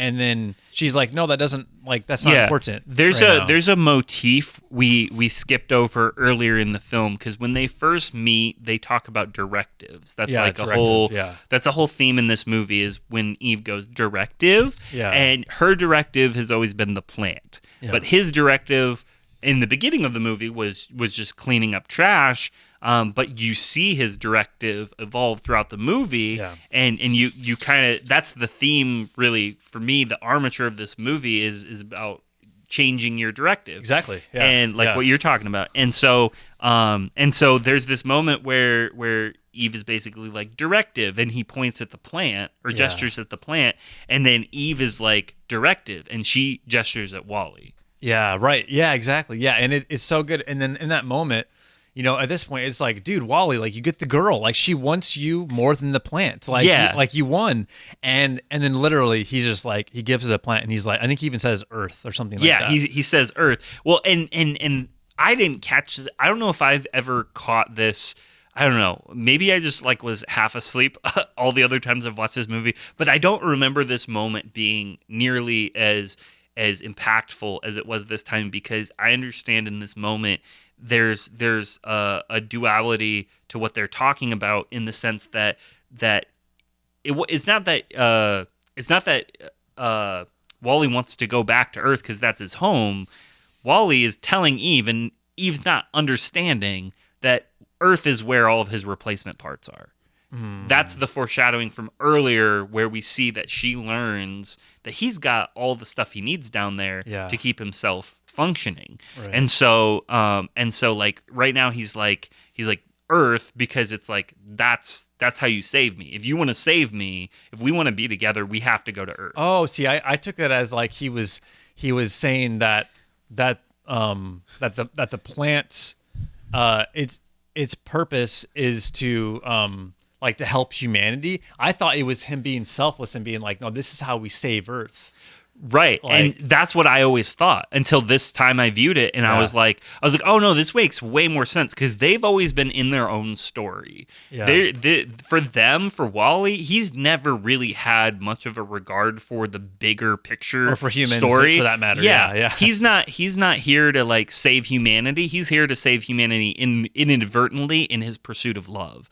And because he wants to be with Eve, he needs to be alive. And to be alive, he needs his parts. And to get his parts, he needs to go back to Earth, and to get back to Earth, he needs that plant. Yeah. And that's really what this moment boils down to, because you see a moment click where Eve is like, no, Earth isn't that important.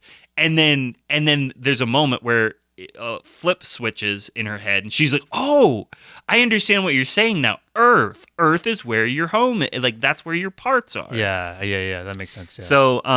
So anyways, Eve, Wally, and Mo make their way back to back through the Axiom, and they're chased by more of the what do you call them? The Halt police robots. Yeah.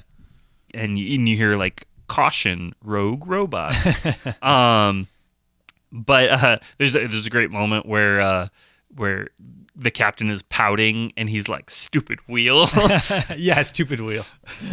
And we forgot to mention that Otto locks the pilot in his chamber or whatever.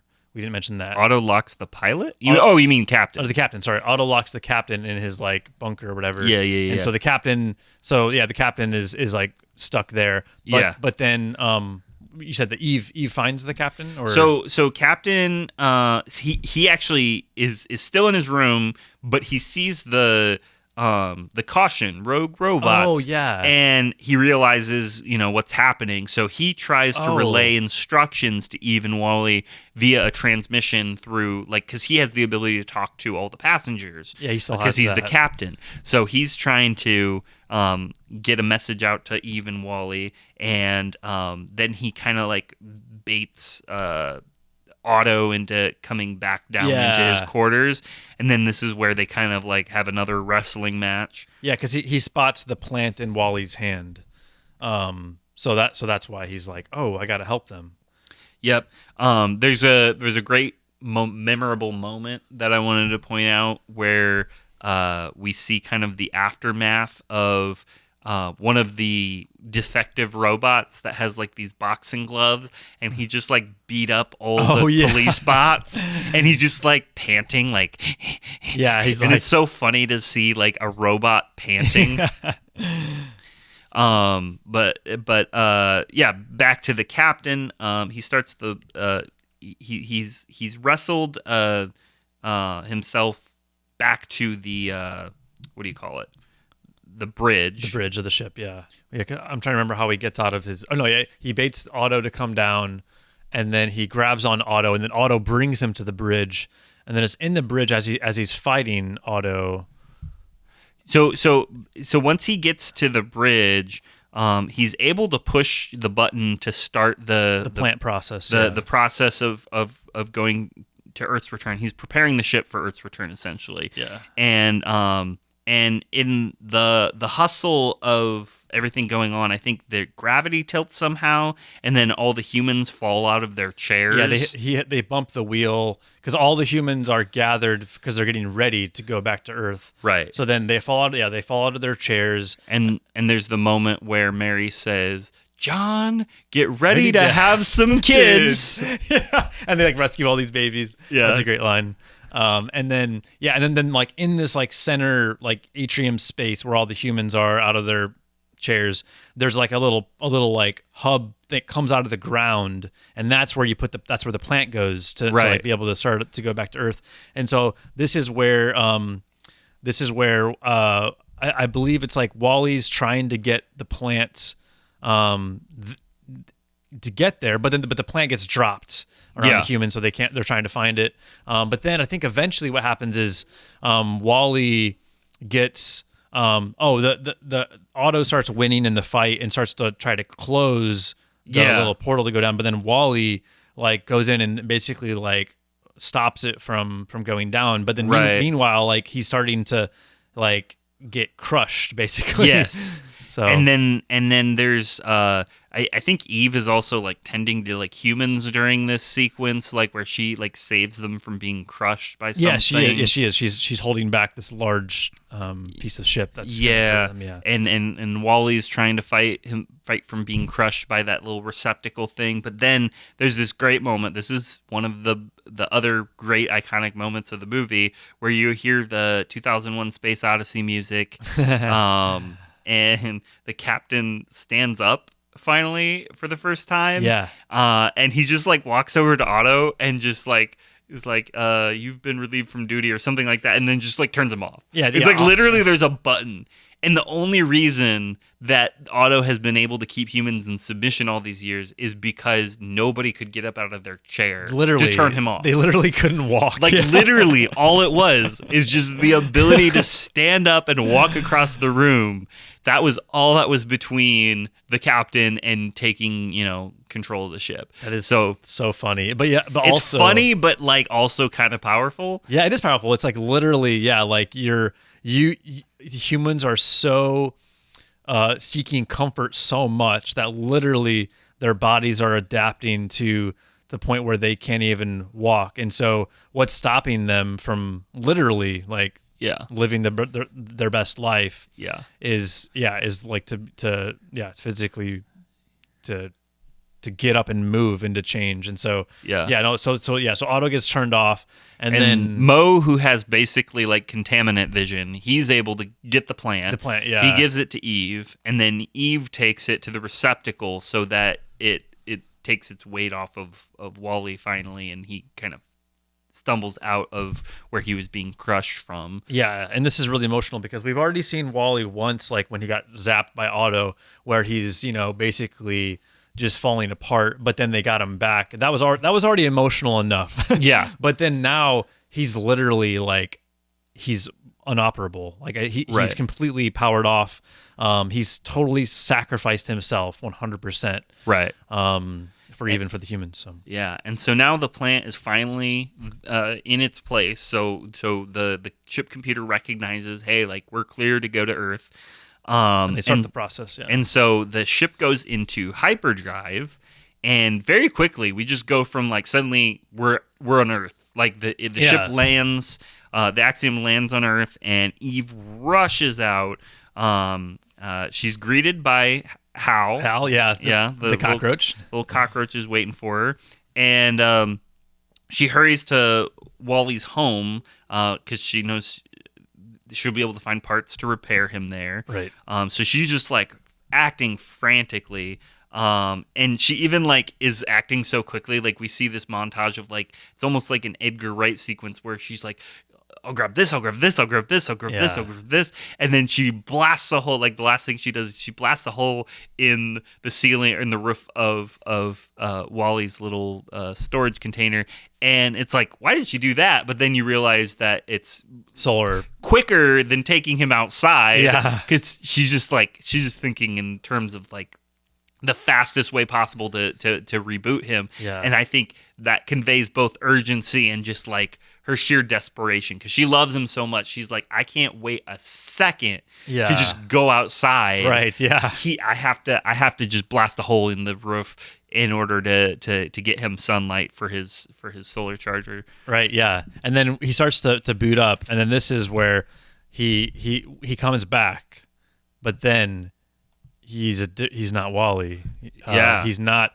He's like non-reactive. He's like factory reset, basically, and basically you're no like, memories. Yeah, and you're like, no. It's like I hate when this happens in movies, when the same kind of trope happens. This happened in Wild Robot, which is also very emotional. But like, you're like, no. After spoiler alert. Yeah, spoiler alert. Oh, sorry guys. No, but just like you're like, wow. This character that you're in love with is now everything we've been through, it's all gone now, and it's heartbreaking.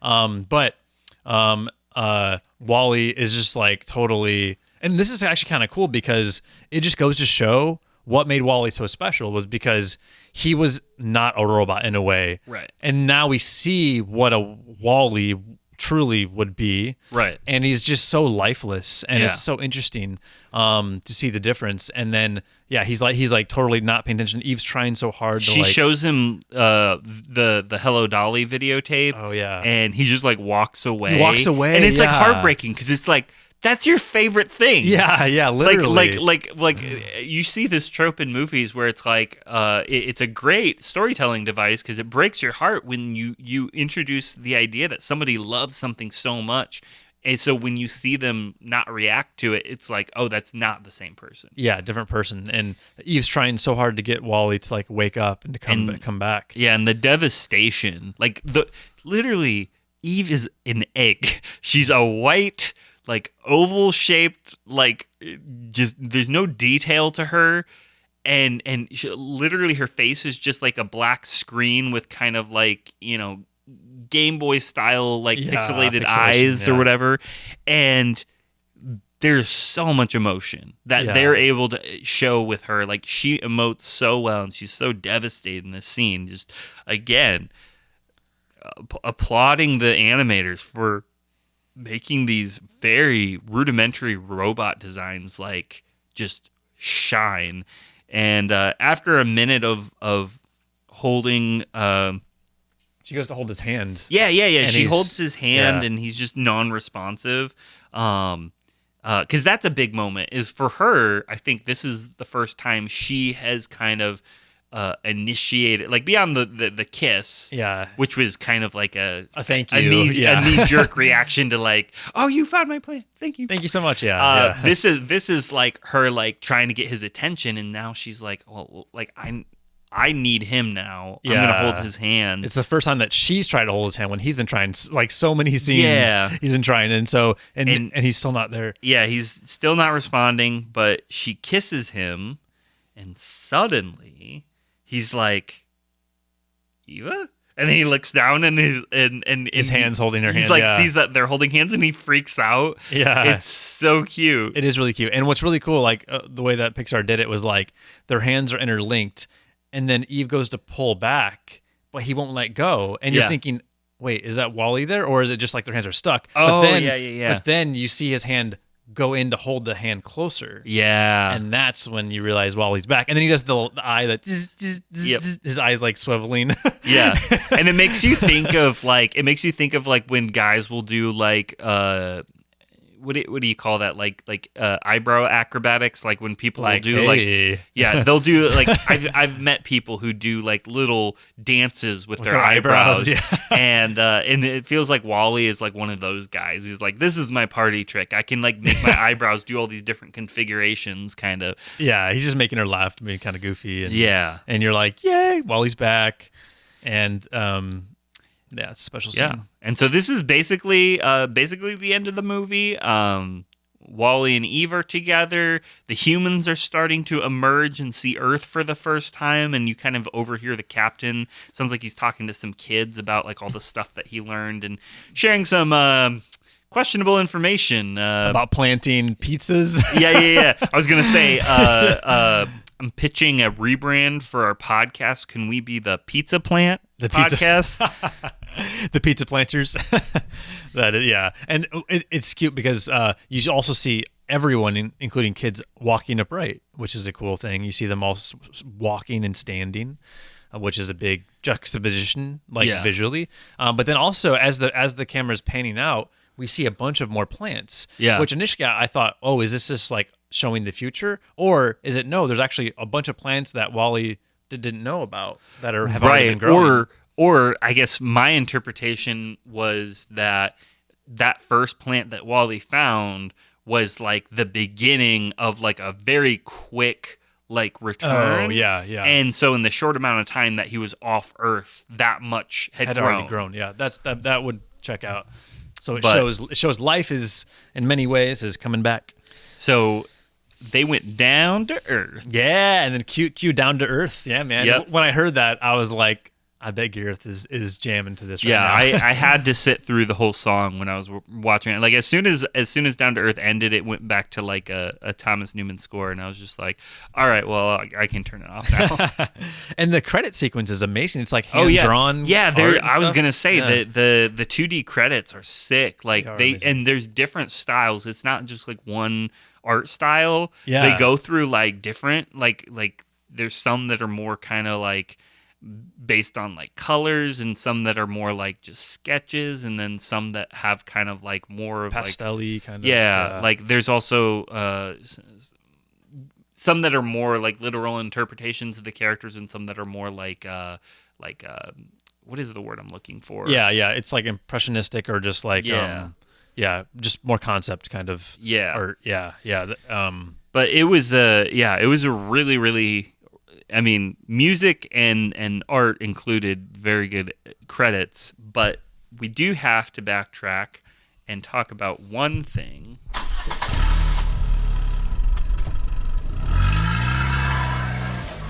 Did you catch the Pizza Planet truck? Oh yeah, it was in the trash piles, and I believe it was with it was with Eve looking for parts for Wally, right? No, it was during the initial sequence where we were learning that she was looking for something. So when she first arrives, we see her like looking around, like in different like locations, hiding spots, and one of the places she looks is underneath the hood of the Pizza Planet truck. That's right. Yeah, she's looking for the plant. That's right. Yeah, that's pretty cool. And the only other Easter eggs I'm trying to remember that we see are A113 and By and Large, which is another, obviously it's a big, but By and Large is in a lot of other Pixar films, so it's kind of I was going to say it originated here. Oh, and really? Then, okay. And then became a reference to Wall-E. So when you see it as an Easter egg, it's referencing Wall-E. Oh, yeah, because we see B&L. I thought it was not on like batteries for some of the toys. Well, that's in Toy Story 3, which comes out 2 years after Wall-E. I see. Yeah. By and Large. You're right. But I think Buzz has like By and Large batteries or something in him in Toy Story 3, or maybe it's one of the other toys. I don't remember, but you're right. And so I think that there are some other Easter eggs. I didn't catch them this viewing or look them up, but I'm pretty sure the Luxo ball is in one of the trash piles. Oh wow! I think I remember hearing that is it Buzz or somebody makes an appearance, some character or prop makes an appearance in the space sequence when when Wall-E is on the outside of the spaceship flying through space and looking at like the cosmos. Huh. There's like in like the cluster of stardust or something. I think there's a character. Interesting. But I'll have to look it up after this. Our audience will probably look it up and let us know. But yeah, I think those are pretty much all the Easter eggs. Yeah. There is a I don't know if you saw this in the credits. I found this really interesting. That in the credits, one of the credits listed as, I forget the wording, but it's something like on lines of like digital cinematographer supervisor. Oh, okay. Roger Deakins. Oh, okay. Which is insane because I love Roger Deakins. I'm a huge Roger Deakins fan. Arguably the best cinematographers of our generation. And that I guess the previous generation. He's been around for a while. Yeah. Arguably one of the best, or arguably the best. And and it totally makes sense that he would be helping out with this film, because I think, as I said earlier, I think this is the most cinematic Pixar film. Sorry, Good Dinosaur. No, I think it, like, visually, it feels so cinematic, and it makes total sense that they would have worked with Roger Deakins because of the compositions of the shots. It feels like they easily could have, like I wouldn't be surprised if, like, Dune, which I'm pretty sure Dune was shot by Roger Deakins. I wouldn't be surprised if, like, Dune may have took inspiration from WALL-E. Like, I would go as far as to say that. Like, I really do believe the way that the shots, especially on Earth, the compositions, the lighting, the mood, just it feels so artistic, and the cinematography is great. Like, what other Pixar film can you say, oh, the cinematography? You know, I have a Pixar theory to share with you. I've got it. A theory. A Pixar theory!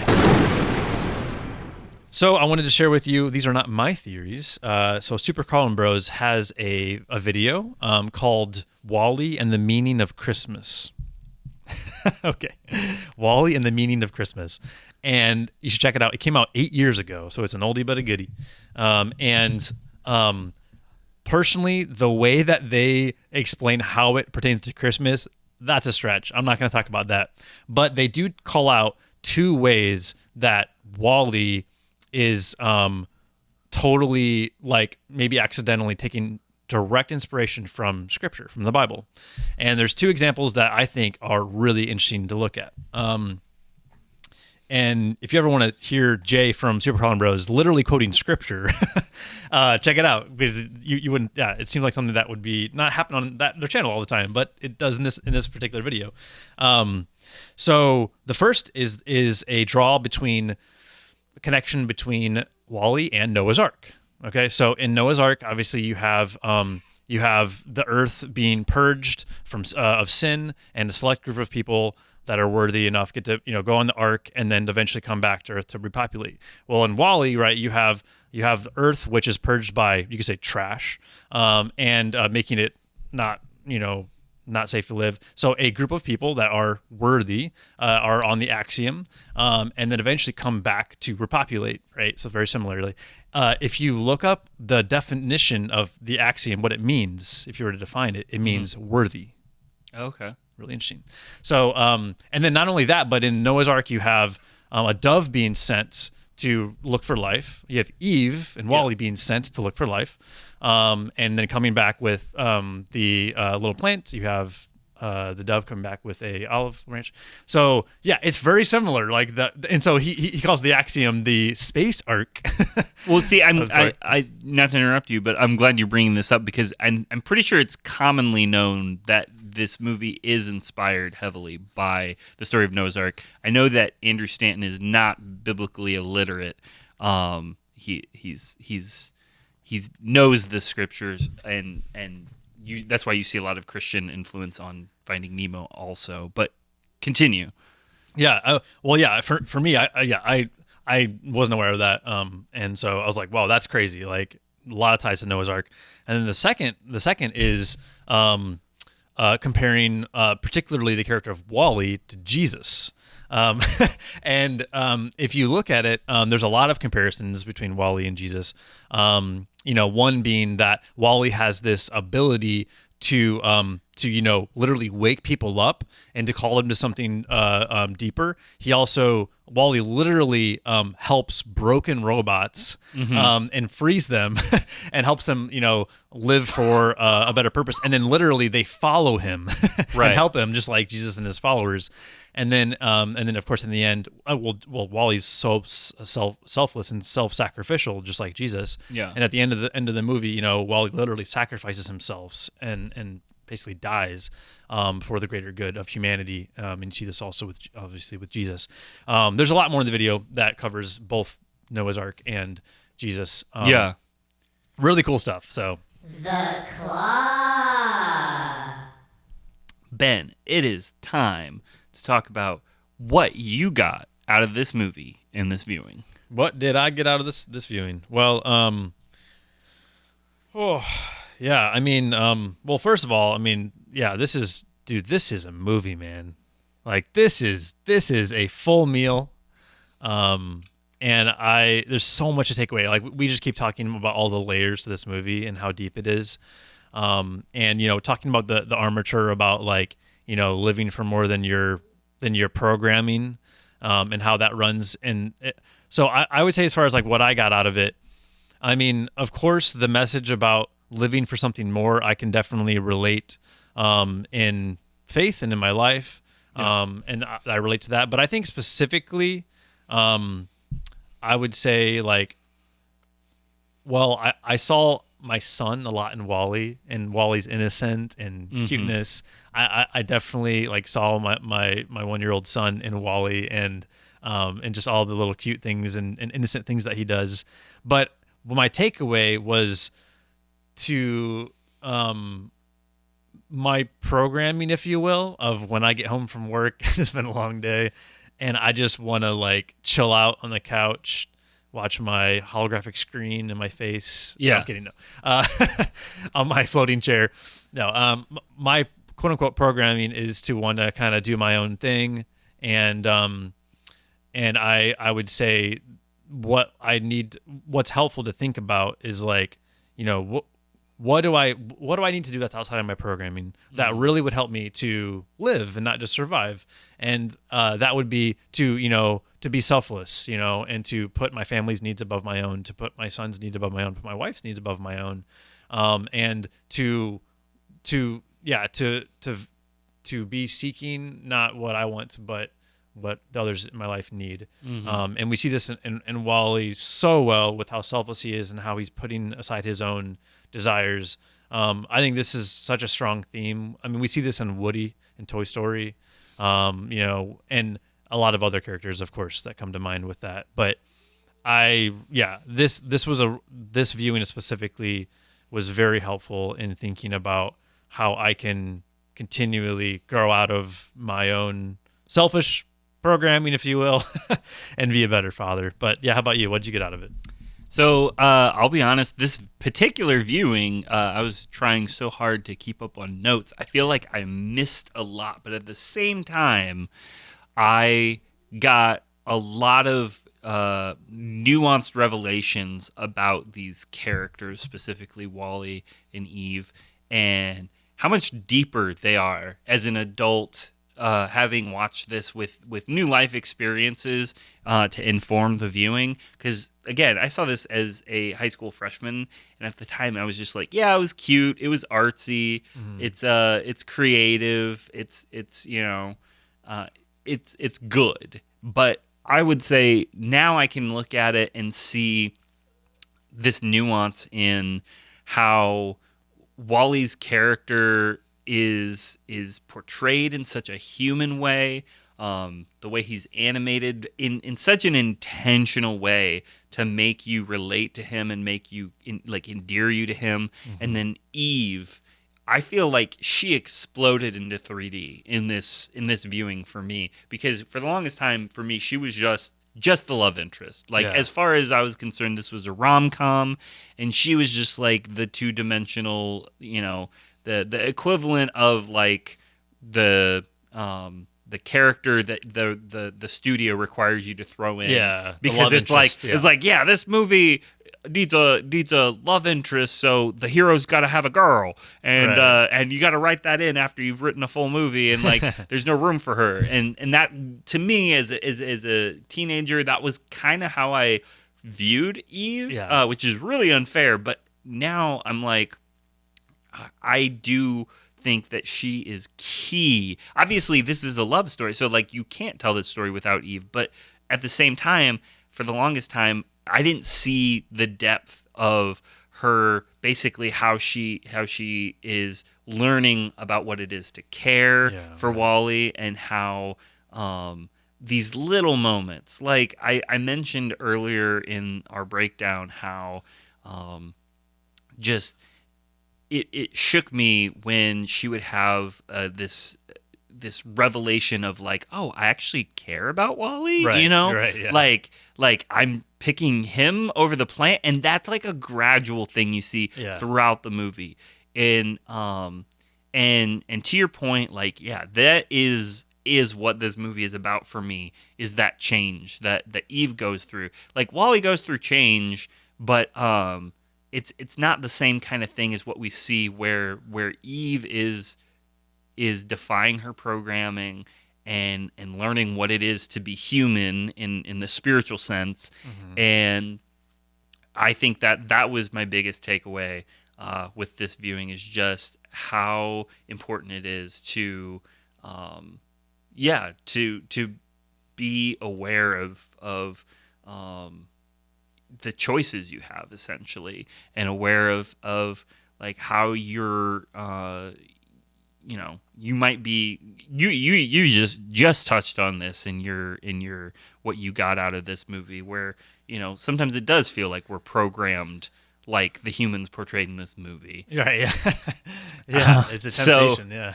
So yeah, that's just a really, really, I think, cool character study with Eve and Wally, and just the contrast between them and the beauty of their love story. Because again, sweet. When I last watched this movie, I had never even had a girlfriend before, and now I'm married and I have a kid. But that is, that life experience makes their relationship so much more meaningful and impactful. So yeah, I love that, man. 2 peps. We got 2 peps ready to go. Gareth, what is your rankings and ratings? So this movie, I would rate it. I'll give it 9.5 slices out of 10. It is just shy of 10, purely because I think that this is a masterpiece, and I have to leave a little bit of room.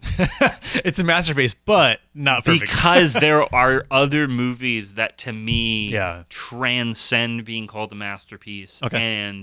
And I have to leave that margin for like the masterpieces. The 10s are the 10s. So the 10s hit hard, right? And the 9.5s, they hit hard also. But I'm not going to. I'm not going to like theme my kid's nursery around them. I'll put it that way. I'm not going to name my children after the characters. We'll see about that. No. But yes, this movie does rank number 9 out of 28 Pixar films. Nice, number 9. Okay, sweet. Yeah, I feel that. I think it was, I forget, there's some other Pixar film that is so good, and I did 9.5, and it's like, yeah, it's a tough one, because it's like, I want to do 10, but it's hard. But for this one, 10 pizza slices. Oh yeah. So for me, this is a. If you can't see see what I'm doing in the audience, I'm punching my palm. That's what Gareth did. Right. To show this is the visual representation of what a perfect, you mean an audible? Right. Yeah. Well, a visual for me, but auditorial for you guys of what a perfect Pixar film is. No. Yeah. For me, I think it's there's nothing that I would change. That's probably the biggest indicator for me of why I'd give it a 10 out of 10, is because I can't really think of anything that I would change in the film versus other films that I've given like a 9.5, where I'm like, maybe there's something I would have gone deeper with. With this one, I usually if I cry multiple times during a Pixar film, that's a chance that, okay, I'm gonna rate this pretty well. And this one hit me in the feels, but also, to your point, it feels like a masterpiece, critique wise of a movie, but it also has the emotion and the heart to it, which is a perfect blend for me of like what makes a perfect movie, a perfect Pixar movie, a perfect. So I gave it a 10, and then this is my number 6. Dang. So just shy of my top 5. So it is up there. I will say, when I came back to it, I knew I was going to like it. I did not think that it would be that high. So did it change in your rankings after watching it? No, it did not. It did not change my rankings. Oh, okay. So I knew it. I mean, I knew it would be great, but I didn't think that I'd give it a 10. So highly recommend it for y'all listeners out there. So. Oh yeah, yeah. It is a perfect movie. Just because I gave it a 9.5 means doesn't mean that there's anything I would change about it. Yeah, I just have to leave that margin. I get it. I did the same thing with some other films, so I understand. Well, Ben, it's been real. This has been great, man. Dude, thank you, Gareth, for walking us through yet another breakdown. Thank you for all your hard work of putting it into your meticulous note taking. I'm sure that took quite a while. So, thank you for doing that. You're welcome. And you are a great breakdown leader. So thanks for walking us through it. Thank you. So as we say, keep it an O for onward, because adventure is out there to infinity and beyond. Pizza out.